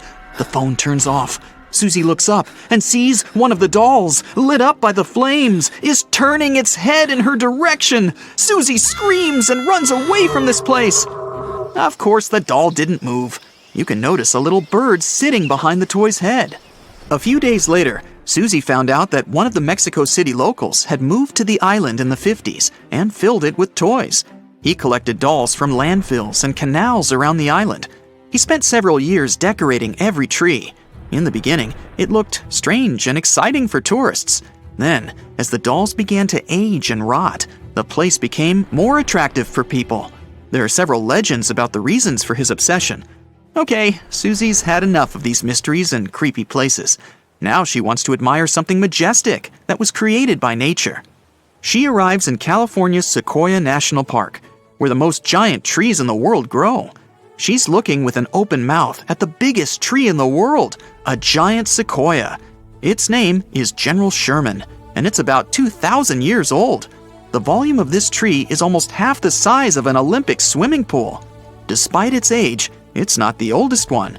There are redwoods in the park that appeared 3,000 years ago. And the tallest tree in the world grows here, in California. It's a redwood that belongs to the sequoia family. It's called Hyperion, and its height reaches 380 feet. This is 1/3 of the Eiffel Tower's height. Just imagine what kind of view you can see from the tree's top. Now Susie is on the island of Madagascar. She's going to see unique baobab trees. They look like something has ripped them out of the ground, turned upside down, and shoved them back in. Baobabs are some of the most beautiful trees in the world. Most of them are here, in the Alley of Baobabs. But you can also find them in Australia and South Africa. Their tree trunks resemble sponges. They expand and absorb moisture during the rainy season. Elephants like to drink it. They tear off and chew the trunk's parts to quench their thirst. At night, flowers bloom on the baobabs. They smell like sour milk and attract bats.